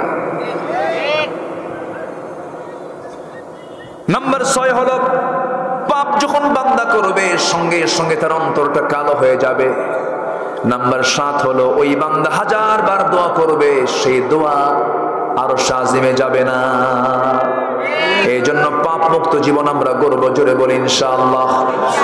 আল্লাহ তাআলা এই জন্য বলছেন, বালা মান কাসাবা সাইয়্যাতাও ওয়া আহাতাত বিহি খাতিআতুহু উলাইকা আসহাবুন নার হুম ফিহা খালিদুন। জোরে বলুন আল্লাহু আকবার। পাপ করবে, পাপ তোমাকে ঘেরাও করে ফেলবে। সূরা বাকারার 81 নম্বর আয়াতের তাফসীর আপনারা পড়বেন, এই ব্যাখ্যা বিশাল ভাবে দেওয়া আছে। এরপর আল্লাহ তাআলা বলছেন, বান্দা শোনো, তুমি যদি বড় বড় গুনাহগুলোকে ছেড়ে দাও, আমি আল্লাহ তোমাকে একটা অফার দিচ্ছি। আল্লাহ রাব্বুল আলামিন বলেন, ইন তাজতানিবু কাবাইরা মা তুনহাউনা আনহু নুকাফির আনকুম সাইয়্যাতিকুম ওয়া নুদখিলকুম মুদখালান কারীমা। তুমি যদি বড় বড় গুনাহগুলোকে তোমার জীবন থেকে যদি মাইনাস করে ফেলো, কবিরা গুনাহ করবে না, তোমার জীবনের ছোটখাটো সগীরা গুনাহগুলোর দিকে আমি আল্লাহ তাকাবো না, সব গুনাহ মাফ করে আমি তোমাকে সম্মানজনক জায়গা, আমি তোমাকে জান্নাত দিয়ে দেব। জোরে বলেন সুবহানাল্লাহ। কার কথা? আসতে বলবেন না, কার কথা? আল্লাহর কথা। তাহলে আমার ভাইয়েরা, শুধুমাত্র কিবলামুখী হলেই, পূব পশ্চিম মুখ করলেই, সেজদা কয়েকটা মেরে দিলে আমি পুণ্য অর্জন করতে পারবো না। প্রকৃত পুণ্য অর্জন করতে হলে ঈমান আনতে হবে কার উপরে? আসতে বলবেন না, কার উপরে? আল্লাহকে মানলাম, কিতাবকে মানলাম না, হবে না। আল্লাহকে মানলাম, আখিরাতকে মানলাম না, হবে না। আল্লাহকে মানলাম, ফেরেশতাকে মানলাম না, হবে না। আল্লাহকে মানলাম, নবীকে মানলাম না, হবে না। সবার প্রতি বিশ্বাস থাকতে হবে, বিশ্বাসে কোনো গ্যাপ রাখা যাবে না। নাম্বার 2 হলো ওয়া আতাল মাল আলা হুব্বিহি যাবিল কুরবা ওয়াল ইয়াতামা ওয়াল মাসাকিন ওয়া ইবনাস সাবিল। জোরে বলুন আল্লাহু আকবার। আসেন দোয়া করি, দোয়া করি। যায় কেন? কেন যায়?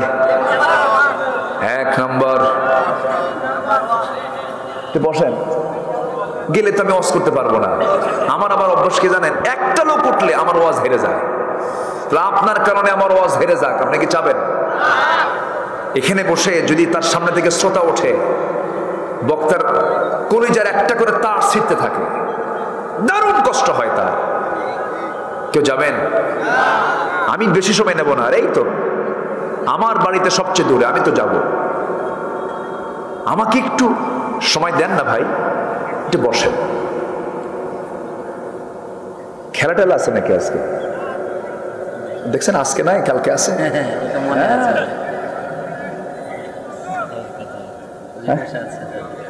কষ্ট হচ্ছে, কষ্ট হচ্ছে আপনাদের? আচ্ছা, এ পর্যন্ত বিশ্বকাপের যত খেলা সব কি 12টার আগে না পরে?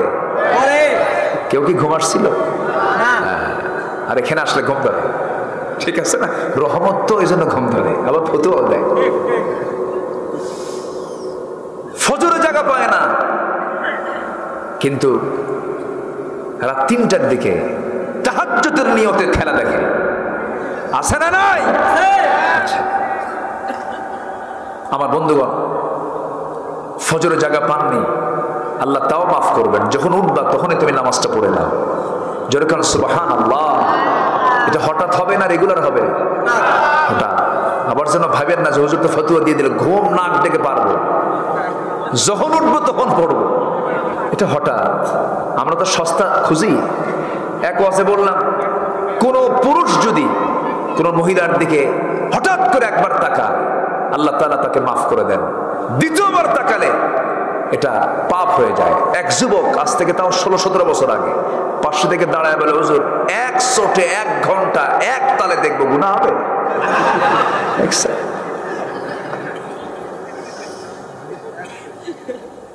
কষ্ট পাচ্ছেন নাকি আপনারা?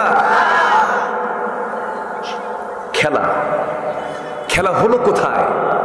মানুষ কোথাকার? ব্রাজিল কোথায়? আর্জেন্টিনা কোথায়? কোথায় আমেরিকার ওই সাইড? সেই আর্জেন্টিনা ব্রাজিল কত দূরের একটা দেশ। সেই খেলাকে কেন্দ্র করে ব্রাহ্মণবাড়িয়ায় মারামারি করে একজন শহীদ। চিন্তা করছে না? মানুষ না কাউয়া, আল্লাহ জানে। একটা সেন্স তো থাকা দরকার। আচ্ছা, এরপরে আমি যে সমর্থন করছি আর্জেন্টিনাকে, সে আর্জেন্টিনার দেশে, সেই মেসির দেশে প্রকাশ্যে আজান নিষিদ্ধ। এগুলো কি একটু চিন্তার দরকার আছে না নাই? আপনি কার সঙ্গে সম্পর্ক গড়েন? আমার হাতে থাকবে খেলার পতাকা না কালেমার পতাকা? আজকে মুসলমান কোথায়? সাহাবীরা চিন্তা করেছেন কালেমার পতাকা, আর সেই মুসলমান উম্মতে মুহাম্মাদি বাড়ির সামনে ঝুলায় রাখে কাউয়ার পতাকা। সম্মানিত ভাইয়েরা, এগুলো কোনো কথা নাকি? এক অন্ধ সাহাবী নবীর সামনে দাঁড়িয়ে বলছেন, হুজুর আমি যুদ্ধে যাব। রাসূল বলেন, তোমার তো চোখই নাই। হুজুর চোখ ছাড়াও যাও। আল্লাহু আকবার বলবেন না? রাসূল বলেন, পারবে না, না যাব না, যেতে দেব না। যেতে দেননি, কারণ চোখ ছাড়া তো যুদ্ধে যাওয়া সম্ভব না। প্রথম খলিফা আবু বকর আমলে বললেন, রাসূল তো আমারে যেতে দেয় নাই, আমি একটু যাব। কেন? আমার ভাই কতগুলো শহীদ হয়ে জান্নাতে গেল, আমি যাব। রাসূল বলেন না কি, এই প্রথম খলিফা বললেন, ভাই না, আমি পারবো না, আপনাকে অনুমতি দিতে পারবো না। বেচারি অন্ধ সাহাবী বুড়া হয়ে গেলেন। দ্বিতীয় খলিফার আমলে সামনে দাঁড়ালেন, দাঁড়িয়ে বলছেন, আমিরুল মুমিনিন, আমার মনের কথা কেউ বুঝলো না। রাসূলকে বলেছি, রাসূল পারমিশন দেন নাই। প্রথম খলিফাকে বলেছি, পারমিশন দেন নাই। আমার জীবনের শেষ প্রান্তে দাঁড়িয়ে আছি আজ, আপনাকে করজোরে মিনতি জানাই, আপনি আমাকে যুদ্ধে যাওয়ার পারমিশন তো দিয়ে দেন। শুনলাম গাজওয়ে কাদেসিয়ার প্রস্তুতি চলতেছে, কাদেসিয়ার যুদ্ধ শুরু হয়ে যাবে। মেহেরবানি করে দয়া করে আপনি আমার অনুমতিটা দিয়ে দেন, কারণ আমি শহীদ হয়ে আল্লাহর জান্নাতে যেতে চাই। সঙ্গে সঙ্গে ওমর ফারুক তার মনের আকুতিটা বুঝলেন, বললেন, ভাই আব্দুল্লাহ, তুমি যে যুদ্ধে যাবে, কিন্তু চোখ তো তোমার নাই। সঙ্গে সঙ্গে আব্দুল্লাহ বলছেন, আমি জানি খলিফাতুল মুসলিমিন, আপনি আমাকে কেমন প্রশ্ন করবেন। প্রশ্নের জবাব আমি রেডি রেখেছি। কি জবাব আপনি বলেন? এবার সেই সাহাবী আব্দুল্লাহ ইবনে উম্মে মাকতুম, যার শানে সূরা আবাসার প্রথম কয়েকটা আয়াত নাযিল হয়েছে, আবাসা ওয়া তাওয়াল্লা আন জাআহুল আ'মা ওয়া মা ইউদরিকা লাআল্লাহু ইয়াযাক্কা। এই সাহাবী বলছেন, আমিরুল মুমিনিন, আপনি আমাকে এমন কথা বলবেন আমি জানি, কিন্তু যুদ্ধে কি সবাই তরবারি ইউজ করে নাকি? না, কিছু কিছু যোদ্ধাদেরকে সহযোগিতা করে, কিছু কিছু যোদ্ধা কালিমার ঝান্ডা হাতের মধ্যে নিয়ে নেয়। অন্তত কালিমার ঝান্ডা ধরার জন্য তো একজন এই ভূমিকা পালন করবে, আমাকে সবার সামনে দাঁড় করে আমার হাতে যেন কালিমার ঝান্ডা তুলে দেওয়া হয়। মুসলমান নিয়েছেন হাতে কিসের ঝান্ডা? আব্দুল্লাহ ইবনে উম্মে মাকতুম রাদিয়াল্লাহু তাআলা আনহু কালিমার ঝান্ডা ধরার অনুমতি পেয়ে গেলেন। তার চিন্তা হলো, আল্লাহ, কালেমার ঝান্ডা নিয়ে আমি সামনে দাঁড়াবো, কাফের মুশরিকরা যুদ্ধ শুরু করে দেবে, মুসলমানরা তরবারি নিয়ে যুদ্ধ চালায় যাবে, আমি তো কালেমার ঝান্ডা হাতের মধ্যে নিয়ে এক জায়গায় দাঁড়িয়ে থাকবো, দূর থেকে শত্রু আমাকে তাক করবে, লক্ষ্য ভেদ হবে, সঙ্গে সঙ্গে কি করবে, দূর থেকে একটা তীর মারবে, আমার বক্ষ ভেদ করে পিঠ দিয়ে তীরটা বের হয়ে যাবে, বুকের তাজা রক্ত আমি ঝরে ফেলে শহীদ হয়ে যাব, আল্লাহর সামনে যেদিন হাজির হব রক্ত মাখা দেহ নিয়া। আল্লাহ বলবেন, আব্দুল্লাহ রে, এতগুলো বান্দার ভিতর থেকে তোর দেহ থেকে রক্ত ঝরানো এমনটা হলো কেন? সেই সময় বলবো, আল্লাহ, তোমার জন্য, তোমার দিনকে বিজয়ী করার জন্য আমি শহীদের দরজা নিয়ে আজকে তোমার সামনে হাজির হয়েছি। জোরে বলি সুবহানাল্লাহ। মুসলমানের চেতনা থাকবে কোথায়, আর মুসলমান গেছে কোথায়? আমার বন্ধুগণ, 6টা বৈশিষ্ট্য আমি এক লাইনে বলে দেব, একটু কান লাগাবেন। 1 নম্বর হলো ঈমান আনবো। কার উপরে? শুধু আল্লাহর উপরে মানলাম, রাসূলকে মানলাম না, তা হবে না। সব ঈমানের বিষয়গুলোকে বিশ্বাস করতে হবে। আমানার রাসূলু বিমা উনজিলা ইলাইহি মির রাব্বিহি ওয়াল মুমিনুন কুল্লুন আমানা বিল্লাহি ওয়া মালাইকাতিহি ওয়া কুতুবিহি ওয়া রুসুলিহি লা নুফাররিকু বাইনা আহাদিম মির রুসুলিহি ওয়া ক্বালু সামি'না ওয়া আতা'না গুফরানাকা রাব্বানা ওয়া ইলাইকাল মাসির। জোরে বলুন আল্লাহু আকবার। নাম্বার 2 হলো প্রিয় সম্পদ, ওয়া আতাল মাল আলা হুব্বিহি। তোমার প্রিয় সম্পদ তুমি খরচ করবে কার পথে? আল্লাহর পথে। এখানে কিছু খাদ্যাও আছে, এর মধ্যে যাবিল কুরবা, তোমার নিকটতম আত্মীয় স্বজন, নিকটতম ব্যক্তি। প্রথমে হলো বাবা মা, এরপরে ভাই বোন, এরপরে চাচা মামা, এরপরে ফুফা ফুফু। আমার ভাইয়েরা, এই সমস্ত আত্মীয়গুলো সবচেয়ে কাছের আত্মীয়। এই সমস্ত আত্মীয় স্বজনের দিকে তোমার প্রিয় সম্পদটা খরচ করার চিন্তা করবে। আমার ভাইরা, সব খরচ হয়ে যায়, কিন্তু এমন কিছু সন্তান আছে যারা তাদের বাপ মার জন্য খরচ করতে পারে না। আসতে বলে, আসতে বলে। একটু সাইজ করি। কিছুক্ষণ আগে কিন্তু একটা সাইজ হয়ে গেছে, এখন একটা এই লাইনে আসি, বলবো কথা বলবো। আমার ভাইয়েরা, নিজের চোখে দেখে, এই চোখ দুটো সাক্ষী।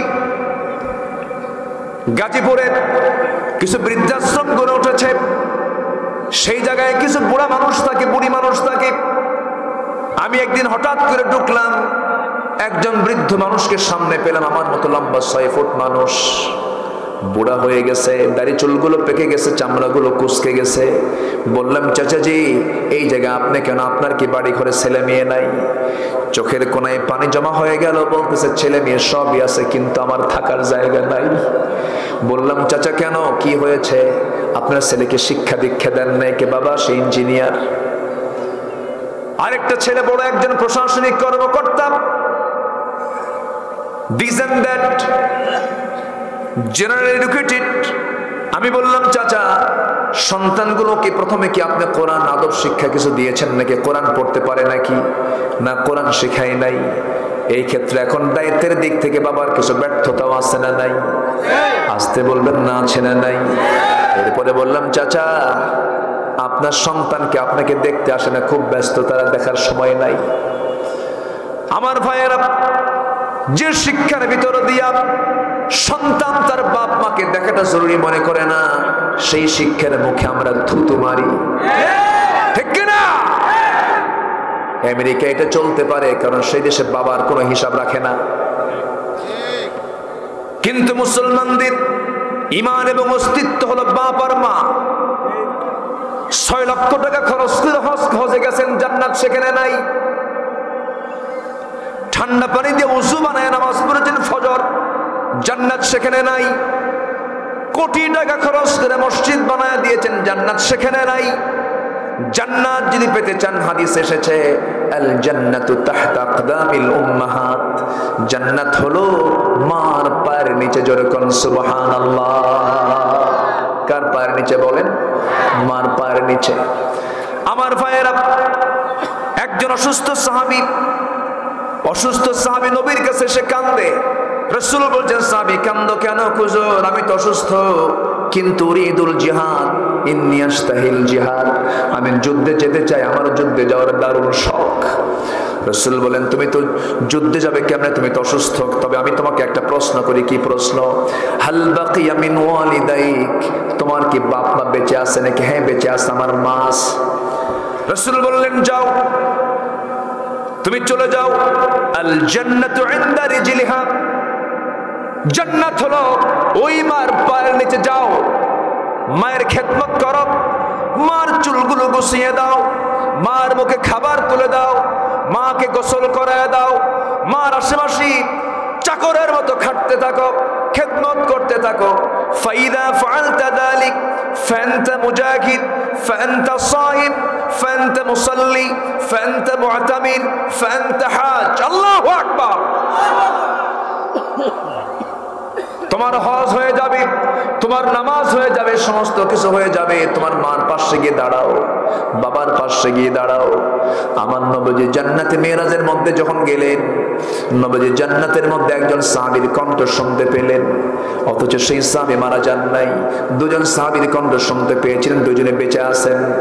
মেরাজ শেষ করে এসে রাসূল তাকে বললেন, ও হারিসা বিন নুমান, জান্নাতে গিয়ে দেখি তোমার কণ্ঠ আমার কানে ভাসে, তুমি কি এমন আমল করেছো? হুজুর দুনিয়াতে আমার আমল তেমন বলতে কিছু নাই, তবে আমি একটা আমল করি, পৃথিবীতে আল্লাহ এবং আপনার রাসূলের পরে আমার আব্বা এবং মাকে সবচাইতে বেশি সম্মান দেই। আমার ভাইরা, কত নাফরমানি করি, কত ভুল করি, কত মেজাজ দেখাই, কত ধমক দেই। এমন সন্তান বাংলার জমিনে আছে, সন্তান বাপ মাকে থাপড়ায়, সন্তান বাপ মাকে ঘর থেকে বের করে দেয়। বুড়া মানুষ, বুড়া যখন হয়ে যায় তারা হোসে খাটো হয়ে যায়, আপনার বিরুদ্ধে চারণ করতে পারে, আপনার বিরুদ্ধে কথা বলতে পারে, অনেক কিছু করতে পারে, কিন্তু ফালা তাকুল লাহুমা উফ ইনদাকাল কিবারা, বুড়া অবস্থায় শব্দ বের হওয়ার মতো ভাষা তাদের মুখ থেকে বের হবে, তারা কিছু খারাপ কথা বলবে, আপনার মন খারাপ করে দেবে। কিন্তু ফালা তাকুল লাহুমা উফ, শব্দ করে তাদেরকে ধমক দিও না, কথা বলো না। ওয়াকুল লাহুমা কাওলান কারীমা, ন্যায় সঙ্গত কথা বলো, সুন্দর করে কথা বলো। সব বাড়ি প্রস্তুত করার আগে সবার আগে বেডরুমটা বানাবো তোমার বাপ মার জন্য, বাপ মার জন্য বরাদ্দ করবা। কোরআনে এসেছে ইয়াসআলুনাকা মাযা ইউনফিকুন, মানুষ প্রশ্ন করবে খরচ করব কোন খাতে। এক নাম্বার খাত হলো ইয়াসআলুনাকা মাযা ইউনফিকুন কুল মা আনফাকতুম মিন খাইরিন ফালিল ওয়ালিদাইনি ওয়াল আকরাবিন, আগে বাপ মার জন্য তুমি আগে খরচ করবে, কিছু অংশ তার জন্য আগে বরাদ্দ করবে। যে বেতনটা আসবে সেই বেতনটা থেকে আগে বাপ মার জন্য একটা সাইড করবে, এরপর অন্য খরচ তুমি করবে। পাহাড়ি গুহার ভিতরে বনি ইসরাইল যুগে 3 যুবক আশ্রয় নিয়েছিলেন। 3 যুবক আশ্রয় নিয়ে হঠাৎ করে প্রবল ঝড় আসলো। সেই পাহাড়ের উপর থেকে একটা বড় ওজনের পাথর যখন তাদের গুহার মুখে এসে চাপা লেগে গেল, মারা যাওয়া ছাড়া তাদের কোনো উপায় নাই। সেই মুখটা বন্ধ, খুলতেছে না, বন্ধ হয়ে গেছে। এই 3 জন যুবকের চেহারা ফ্যাকাশে হয়ে গেল, ভীত সন্ত্রস্ত হলো। 3 জন 3 দিকে বসে গেল, তওবা করে আল্লাহর কাছে মাফ চাচ্ছে, আল্লাহ জীবনে তেমন কোন আমল করতে পারি নাই। এক যুবক দোয়া করে, আল্লাহ আমি জীবনে তেমন কোন আমল করতে পারি নাই, তবে একটা আমল করার চেষ্টা করেছি, সেটা হলো আমার কাছে একজন শ্রমিক কাজ করতে এসেছিল। সেই শ্রমিক সকাল সন্ধ্যা কাজ করলো, কিন্তু কাজের শেষ আমি তাকে বিলটা দেই নাই। সে চলে গেছে, অনেক দিন পর যখন আসছে তার টাকাটা আমি ফেলে রাখি না। একটা ছাগল কিনছি, সেখান থেকে আরেকটা ছাগল হয়েছে, একটা ছাগল বড় পাল হয়ে গেছে। সে যখন আসছে আমি তাকে সেই টাকা না দিয়ে ছাগল পালটা দিয়েছি, আমানত পূর্ণ করেছে। আল্লাহ বিপদ থেকে বাঁচাও। পাথর একটু সরে গেল। আরেকজন যুবক দোয়া করে, আল্লাহ জীবনে তেমন কোন আমল করতে পারি নাই, তবে আমার যৌবনকে কন্ট্রোল করেছি। আমার চাচাতো বোনকে আমি ঘরের মধ্যে তুলে আমি জেনার কাজে লিপ্ত হব।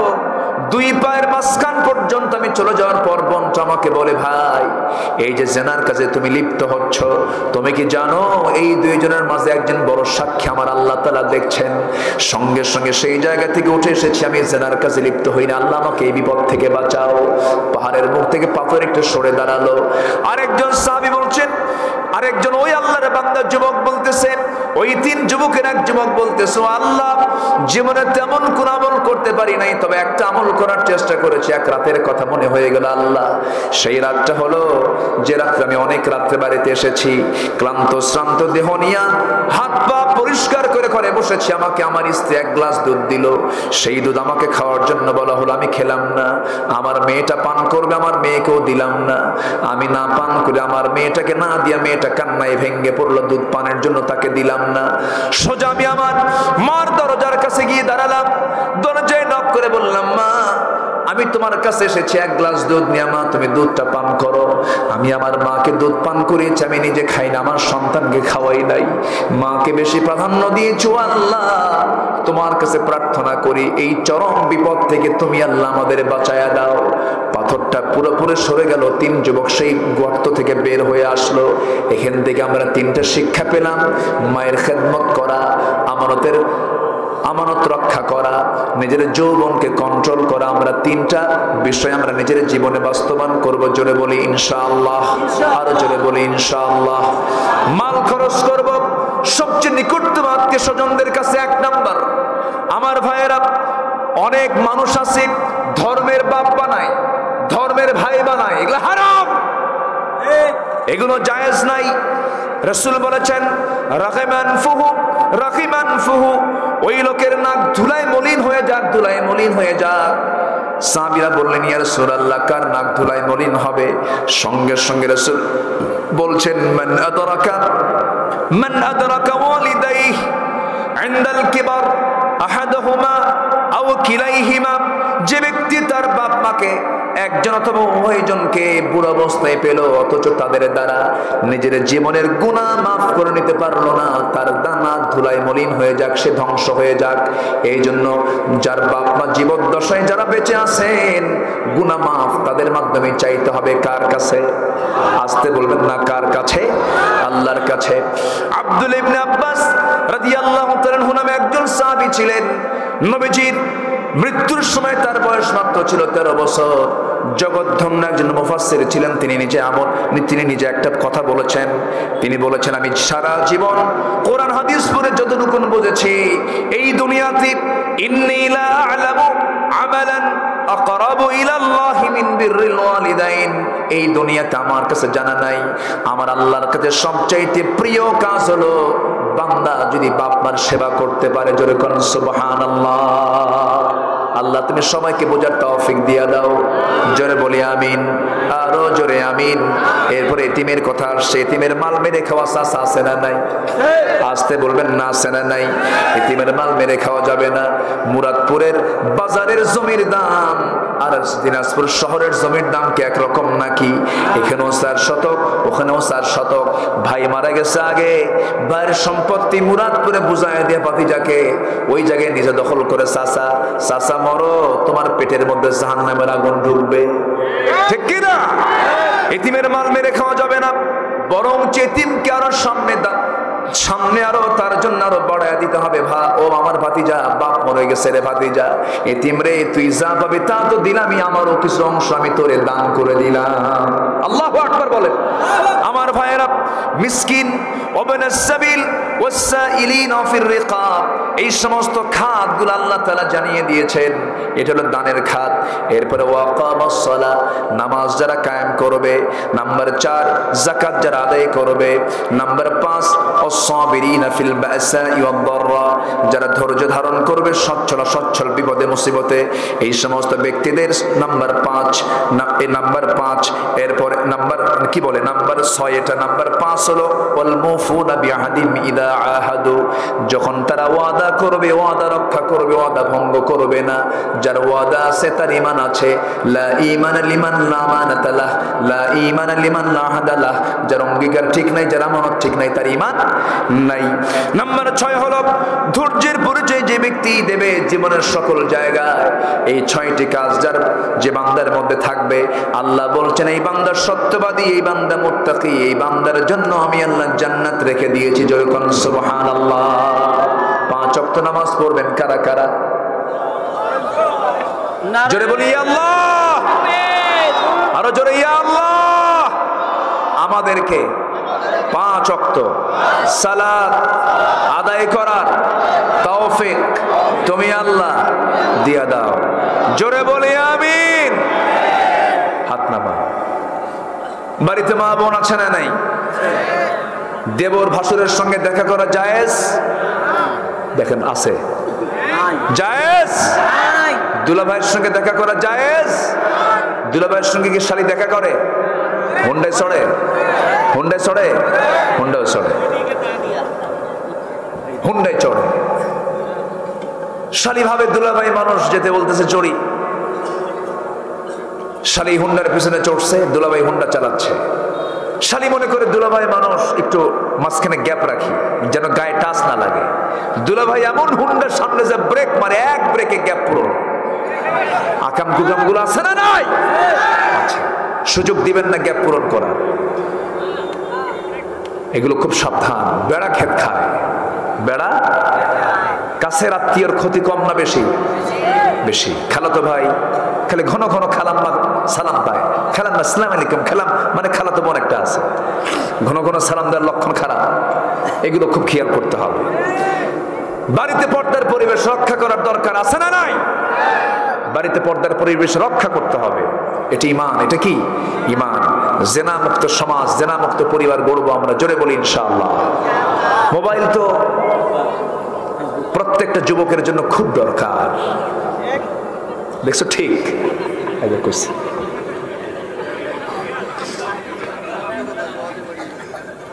সবচেয়ে অপরাধ বেড়ে যাওয়ার একমাত্র কারণ বলেন মোবাইল। যত অপরাধ আজকে সমাজে হচ্ছে, শুধুমাত্র ফিতনার মূল কারণ হলো অবাধ অনিয়ন্ত্রিত মোবাইলের ব্যবহার। মোবাইল ব্যবহার করার আগে নিজে পাকা মুসলমান হতে হবে। এরপর মোবাইলকে গোসল করায়া, পানি দিয়া নাকি, ওর ওযু গোসল করায়া, ওকে পবিত্র বানায়া এরপর ব্যবহার করতে হবে। শিশুর হাতে যদি চাকু আর আপেল তুলে দেন, শিশু কি আপেল কাটিবে না হাত কাটিয়া ফেলিবে? মোবাইল ঠিক তাই, খুব সাবধানতার সাথে দিবেন। বিবাহ পূর্ব সিম, পার্সোনাল আইডি, এগুলো ফিতনার কারণ হয়ে, বড় কারণ হয়ে দাঁড়ায়। আছে না নাই? ফেসবুকে পরিচয় হয়, তুমি কে? আমি তো মঙ্গল গ্রহ থেকে বলছি। ছেলে পরিচয় দেয়, আমি মঙ্গল গ্রহে, লিভস ইংল্যান্ড, ওইদিকে কিশোরগঞ্জের সরের মানুষ। আমার কথা কি বুঝতেছেন আপনারা? কিশোরগঞ্জের সরের মানুষ, কিন্তু ফেসবুক আইডিতে ডাটা দিয়েছে ফ্রম ইংল্যান্ড। ওদিকে কাবুয়া হয়ে বসে আছে। এ আছে না নাই? হঠাৎ করে একটা মেয়ের সাথে পরিচয় হলো ফেসবুক। কি করো? আমি ফিল করছি এদিকে ক্লাস 3 পাস। আমি কি ভুল বলতেছি? যত মিছা কথা, সব শেষ। মেয়ে তো পাগল, মেয়েদের বুদ্ধি তো হাঁটুর তলে। এই আরো নিচে কইও না। এটা কিন্তু আমি আমার দেশের প্রচলিত কথা বললাম। এই এগুলো দলিল বানাইও না তোমরা। আবার কি যে মুশকিল, কথা বলতে গেলে তো সমস্যা। মেয়েদের বুদ্ধি একটু কম, রাসূল বললেন যে তোমাদের বেশি বেশি করে দান করা উচিত। কেন? তোমাদের ইলমের ঘাটতি আছে, দ্বীনের ঘাটতি আছে। সহিহ হাদিস কিন্তু এটা। দ্বীনের নোকসান, দ্বীনের ঘাটতি এবং ইলমের ঘাটতি। মহিলারা বলেন, ইয়া রাসূলুল্লাহ, দ্বীনের ঘাটতি কি? দ্বীনের ঘাটতি হলো আমরা 30 দিনই 5 ওয়াক্ত নামাজ পড়ি, তোরা পারিস না। কি কথা বুঝতেছেন কি? তাহলে ওরা লসে আছে না আমরা লসে আছি? বলেন, লসে কারা? এটা হচ্ছে দ্বীনের নোকসান, দ্বীনের ঘাটতি। আর ইলমের ঘাটতি হলো এই চোখে টার্গেট লাইট কে মারে? ওই ছোট্ট একটা পিচ্ছে দেখেন, আবার ওদিকে ঘুরে। আমি দেখছি কিন্তু ওরে দেখছি, দেখছি আমি ওকে। আচ্ছা, ছোট মানুষ, ও খুব ঝানু, পাকা খুব। ও বড় হলে বড় কিছু হবে, আলেম হবে। জোরে বলে ইনশাআল্লাহ। আর যদি কোনো বুড়া মানে বয়স্ক লোক হতো, ধরে ফেলতাম। ছোট বাচ্চা যা করবে সব মাফ। ওদের জন্য রুফি আল কালাম, কলম তুলে নেওয়া হয়েছে ছোট মানুষের জন্য। ওরা যা করবে সব জায়েজ। কি কথা বোঝা গেল কি? রুফি আল কালাম, 3 শ্রেণীর জন্য কলম তুলে নেওয়া হয়েছে। একটা হচ্ছে শিশু, আরেকটা হচ্ছে নির্দিত ব্যক্তি, আরেকটা হচ্ছে পাগল। আরেকটা কি? পাগল। যার ঘরে পাগল সন্তান সে বড় ভাগ্যবান। দেখেন কেউ আলহামদুলিল্লাহ কয় না। পাগলের কোনো হিসাব আছে? হিসাব যদি না হয়, ওর জন্য কি জাহান্নাম না জান্নাত? আপনি কার বাপ হচ্ছেন? হ্যাঁ, একটু বিকলাঙ্গ পাগল হইলেই কিছু মহিলা আছে, আল্লাহ তোমার চোখ কি কানা হয়েছিল, এরকম মহিলা বলার আছে না নাই? এগুলো বলা যাবে না। কি জন্য বলতেছিলাম, ভুলে গেলাম। কোন দিকে গেলাম? ও আচ্ছা আচ্ছা, মেয়েদের ইলমের ঘাটতি হলো ছেলেদের সাক্ষী লাগে একজন, মেয়েদের লাগে কয়জন? 2 জন সমান পুরুষ, একজন। এই সাক্ষী দিয়েছেন কে? আসতে বলে, আরো জোরে। তাহলে এক পুরুষ হতে গেলে কয় নারী লাগবে? হ্যাঁ, কথা বোঝা গেল? কথা বোঝা গেল? আচ্ছা, এটা কি বিচারকে আমরা করছি না আল্লাহ করছেন? দোষ কার? আল্লাহ। শেষে দোষ আল্লাহর হয়ে গেল না? আল্লাহ বোঝে না যে কারে কোন সাক্ষী বানাতে হবে? মেয়েদের কাছে কোনো নিউজ গেলে সেই নিউজ কি থাকে না বম্বাস্টিং হয়? মেয়েদের পেট কি মানে ভালো না খারাপ? মেয়েদের কাছে যদি কোনো পেটে নিউজ যায়, মনে করেন ওটা বের না হওয়া পর্যন্ত ঘুমায় না। ঠিক কিনা কম? হজম হয়? ওই তুমি কি জানো, ওই যে এই একটা ছুঁয়ে দিল, আবার আসবে, তুমি কি জানো ওই যে আছে না নাই? এই জন্য আল্লাহ বলছেন না ওদের সাক্ষী নেব, কিন্তু একজন না, ওই যে 2 জন। কয়জন? 2 জন। ইসলাম জানে, আল্লাহ জানেন যে কার জন্য কোনটা দরকার, তাই দিয়ে দিয়েছেন। মেয়েদের খাবারও অর্ধেক, মেয়েদের খাবারও অর্ধেক। মার পেট থেকে মেয়ের সন্তান জন্ম নিলে মার স্তনের দুধ হয় পাতলা, আর ছেলের সন্তান জন্ম নিলে দুধ হয় ঘন, ডাবল। মানে মেয়ে খাবে 1 পোয়া আর ছেলে খাবে আধা সের। আল্লাহু আকবার বলেন। খাবারও ডাবল, বুদ্ধিও ডাবল, সাক্ষীও ডাবল। আল্লাহু আকবার বলেন। দোষ কার?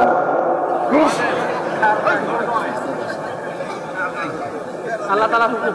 হ্যাঁ, কারণ পরিচালনা করবে নারী না পুরুষ? নেতা কে হবে? নেতা কে হবে?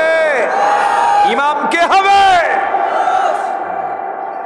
আর যদি সেই নেতা যদি তারা হয়, বোঝেন নাই ভেজাল আছে না নাই?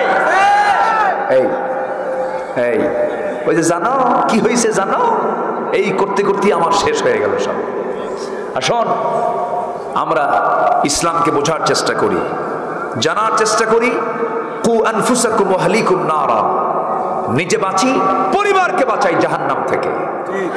আমরা আমাদের পরিবারকে কন্ট্রোল করব। মোবাইল হাতে দিবেন না, কোরআন তুলে দিবেন। জোরে বলি ইনশাআল্লাহ। ইনশাআল্লাহ। বাচ্চাদের হাতে ওই গেমস ট্যামস দিয়া চোখ কানা করে দিয়েন না। যারা এগুলো ডিভাইস তৈরি করেছে ওরা ওদের বাচ্চার হাতে এগুলো দেয় না, ওরা শিক্ষা দেয়। ওরা হাতে কলম দিয়ে দেয়, কলম দিয়ে লেখে, আর গোটা বিশ্বের মানুষকে মূর্খ করে ওরা। ঠিক কিনা? ওরা ঠিকই বোঝে সবকিছু। জেনে আশ্চর্য হবেন, আজ থেকে 2-3 বছর আগে সব অনলাইনে ডিজিটালে সব পড়ানো হতো, সব উন্নত বিশ্ব থেকে সব তুলে ফেলে সব খাতা কলম দিয়ে লেখা শুরু করছে। দেখতেছে যে এর মধ্যে কোনো শিক্ষা নাই। আসুন বাচ্চাদের চোখ কোরআনের দিকে পড়ুক, এই আশাবাদ কামনা করি। আমরা আমাদের জীবনকে পরিবর্তন করার চেষ্টা করি। আল্লাহ রাব্বুল আলামিন সবাইকে সেই তৌফিক দান করুন। জোরে বলি আল্লাহুম্মা আমিন। আরো জোরে আল্লাহুম্মা আমিন। আমি কষ্ট দিয়েছি অনেক আপনাদের, তাই না? কষ্ট পেয়েছেন নাকি? আজকে মামার এলাকায় এসেছি। আমার মনে হয় এবছর সবচেয়ে বেশি সময় দেওয়ার মতো বেশি মাহফিল যতগুলো, তার মধ্যে এখানেই সবচেয়ে বেশি সময় আমার মনে হয় দেওয়া হয়েছে। এত সময় আমি কোথাও এরকম দেওয়ার সুযোগ হয়নি। একদম এতক্ষণ কথা বলে মানুষ নাকি? কত 12:30 রাগ করছেন নাকি আপনারা? তবে হ্যাঁ, যারা আল্লাহর কথা বলে, আল্লাহর পথে চলে, আল্লাহকে ভালোবেসে সপেছে জীবন, তাদের কিসের ভয়, কে করে পরাজয়, শহীদি তামান্নাতে নাচে তার মন। যারা আল্লাহর কথা বলে, আল্লাহর পথে চলে, আল্লাহকে ভালোবেসে সপেছে জীবন, তাদের কিসের ভয়, কে করে পরাজয়, শহীদি তামান্নাতে নাচে তার মন।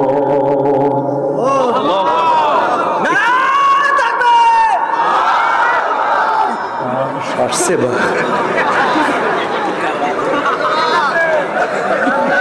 এই তো সাইক্লোন, সিডর আইলা।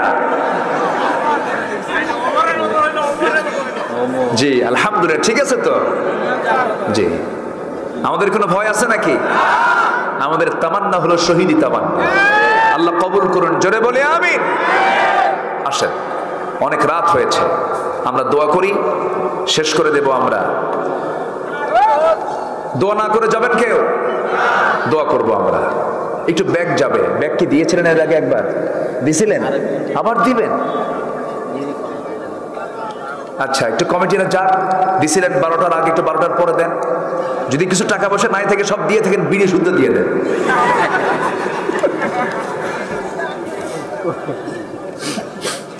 আচ্ছা, কই ব্যাগ কই?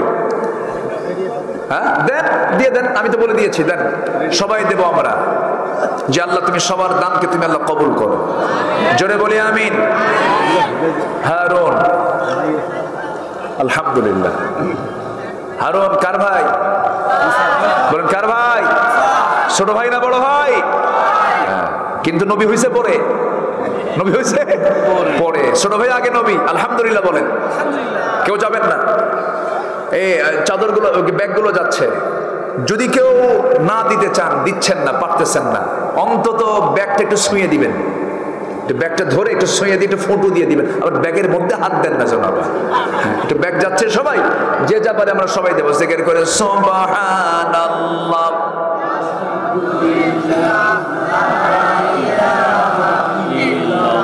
আরো জোরে লা ইলাহা সুবহানাল্লাহ আলহামদুলিল্লাহ। কখন জিহাদ কোথায়? আরো জোরে লা ইলাহা সুবহানাল্লাহ আলহামদুলিল্লাহ। আমরা দোয়া করব, আমরা শৃঙ্খলা রক্ষা করব। সবাই বলে সুবহানাকাল্লাহুম্মা ওয়া বিহামদিকা আশহাদু আল লা ইলাহা ইল্লা আনতা আস্তাগফিরুকা ওয়া আতুবু ইলাইকা।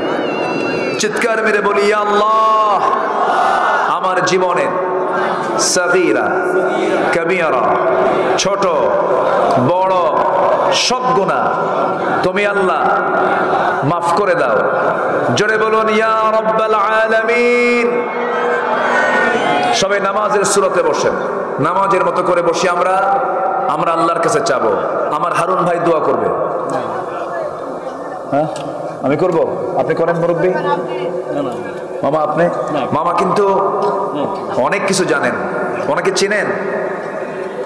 সবাই চেনেন না। শিকদার বাজার ওনার বাড়ি। শিকদার, ওই শিকদার বাজার না? হ্যাঁ, শিকদার বাজার এটিএম, একটা এটিএম বুথ সেখানে হয়েছে, ইসলামী ব্যাংকের একটা এজেন্ট শাখা হয়েছে, এটা ওনারই নেওয়া। উনি মূলত সৌদি প্রবাসী, সৌদিতে ওনার ব্যবসা বাণিজ্য আছে। আমার চাচাতো ভাইয়ের মামা শ্বশুর, সেদিক থেকে আমার মামা হচ্ছেন। তো আমার আত্মীয় দিনাজপুরে আছে নাকি? হ্যাঁ, দেখা আছে না? আপনার এলাকার মেয়ে আছে আমার এলাকায়, কি কথা বোঝা গেল কি? হ্যাঁ, এই এলাকায় বিয়ে করে নিয়ে চলে গেছে। আচ্ছা, আমার জন্মস্থান উত্তরবঙ্গেই, বগুড়াতে, থাকি ঢাকায়। তো সবার কাছে দোয়া চাই, সবাই আমার জন্য দোয়া করবেন তো নাকি? জি, সবাই বসেন, আমরা আল্লাহর কাছে চাবো আল্লাহ যেন আমাদের সকলের গুনাহগুলোকে মাফ করে দেন। হ্যাঁ, জি, সবার জন্য দোয়া হবে। জি, আল্লাহুম্মা আমিন। রব্বানা যালামনা أنفسنا وإن لم تغفر لنا وترحمنا لنكونن من الخاسرين। গভীরাত নিঝুম রাত, ঝিমানো রাত্রিতে হাজার হাজার মুসলমান নরনারীকে নিয়ে তোমার কালাম থেকে কিছু কথা বলেছি। গুনার বোঝা মাথায় নিয়ে কাঙ্গেল ফিগেরের মতো দুটো হাত পেতে আছে। আল্লাহ, গুনার দিকে নজর দিও না, বান্দা মনে করে তামাম জীবনের সমস্ত গুনাহগুলোকে মেহেরবানি করে মাফ করে দাও। জনম দুঃখিনী মাপ, জনম দুঃখী বাপ জানজার চলে গেলেন, জিন্দেগির গুনাহগুলো মাফ করে দাও, কবরগুলোকে জান্নাতের টুকরা বানাইয়া দাও। আয় আল্লাহ তাআলা, হাত যখন দুটো হাত পেতে থাকি তখন আব্বা আম্মার কথা মনে হয়ে যায়। তোমার কাছে ফরিয়াদ করি, আল্লাহ আব্বা আম্মা যারা চলে গেল, কবরের সমস্ত আযাব মাফ করো, কবরগুলোকে জান্নাতের টুকরা বানাইয়া দাও। আব্বা আম্মার জন্য সবাই দোয়া করি, আওয়াজ দিয়ে সবাই বলুন, রব্বিরহামহুমা কামা রব্বায়ানি সগীরা, রব্বিরহামহুমা কামা রব্বায়ানি সগীরা। আয় আল্লাহ তাআলা, বিশেষ করে এই মাহফিলের আয়োজন যারা করেছেন, শোনার জন্য দূর দূরান্ত থেকে যারা আসছেন, বিনিময়ে কিয়ামতের কঠিন ময়দান, যেদিন কেউ কাউকে চিনবে না, এমনকি মা পর্যন্ত সন্তানকে অস্বীকার করে বসবে, সেই কঠিন মুসিবতের দিন এই মাহফিল সবার জন্য নাজাতের মাধ্যম বানায় দিও আল্লাহ। আয় আল্লাহ তাআলা, এই মাহফিলকে কবুল করে নাও, যুব সমাজকে কবুল করে নাও। আয় আল্লাহ তাআলা, আমার সঙ্গে যেন আমিন আমিন করছেন, আল্লাহ তোমার বান্দাদের সকল নেক মাকসুদকে তুমি আল্লাহ কবুল করে নাও।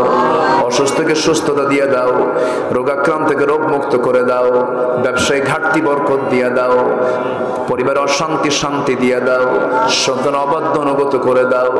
আয় আল্লাহ তাআলা, যার যার সমস্যা তুমি আল্লাহ দয়া করে সমাধান করে দাও। যা চাইলাম তা দাও, যা চাই নাই কিন্তু প্রয়োজন তাও দিয়ে দাও। আয় আল্লাহ তাআলা, দুনিয়া থেকে কোন দিন বিদায় হব জানি না, মরতে যখন হবে শহীদি মত কপালে জুটায়া দিও। চোর গুন্ডা বদমাইশ মাস্তানরা প্রকাশ্যে ঘুরে বেড়ায়, তোমার মহব্বতের বান্দাগুলো, পাখিগুলো কেমনে খাঁচার মধ্যে বন্দিতে থাকে, আল্লাহ তোমার গায়েবী সাহায্য নাজিল করো, খাঁচা মুক্ত হয়ে পাখিগুলোকে আবার গান গাওয়ার তৌফিক দিয়ে দাও। আয় আল্লাহ তাআলা, দুনিয়া থেকে বিদায়িত হব একদিন, আমার লাশ সবার সামনে হাজির করে দিবি, জীবনের শেষ গোসলটা হয়ে যাবে, মরা মুখ সব দেখে দেখে চলে যাবে, জীবনের শেষ বিদায় লবণ হয়ে যাবে, কবরে শোয়ে দেবে, বাঁশ চাপা দেবে, মাটি চাপা দেবে। আমার দেহে কত শ্যাম্পু লাগালাম মাথার চুলে, দেহে কত কাপড়, দেহে কত সাবান সুবান লাগালাম, মরে যাব, মাথার চুলগুলো 24 ঘন্টায় পড়ে শেষ হয়ে যাবে, চামড়াগুলো গলে গলে পোকার পেটের খাবার হবে, 7 দিন যাবে না, পেটের নারী ভরে সব চোখ মুখ কান নাক দিয়ে বের হয়ে যাবে, কিম্বুত কিমাকার চেহারা হয়ে যাবে, পোকার রাজত্বের মধ্যে আমার দেহ চলে যাবে। এই তো দুনিয়া, এই তো নিয়ম রে আল্লাহ, তোমার কাছে আমাকে ফিরতে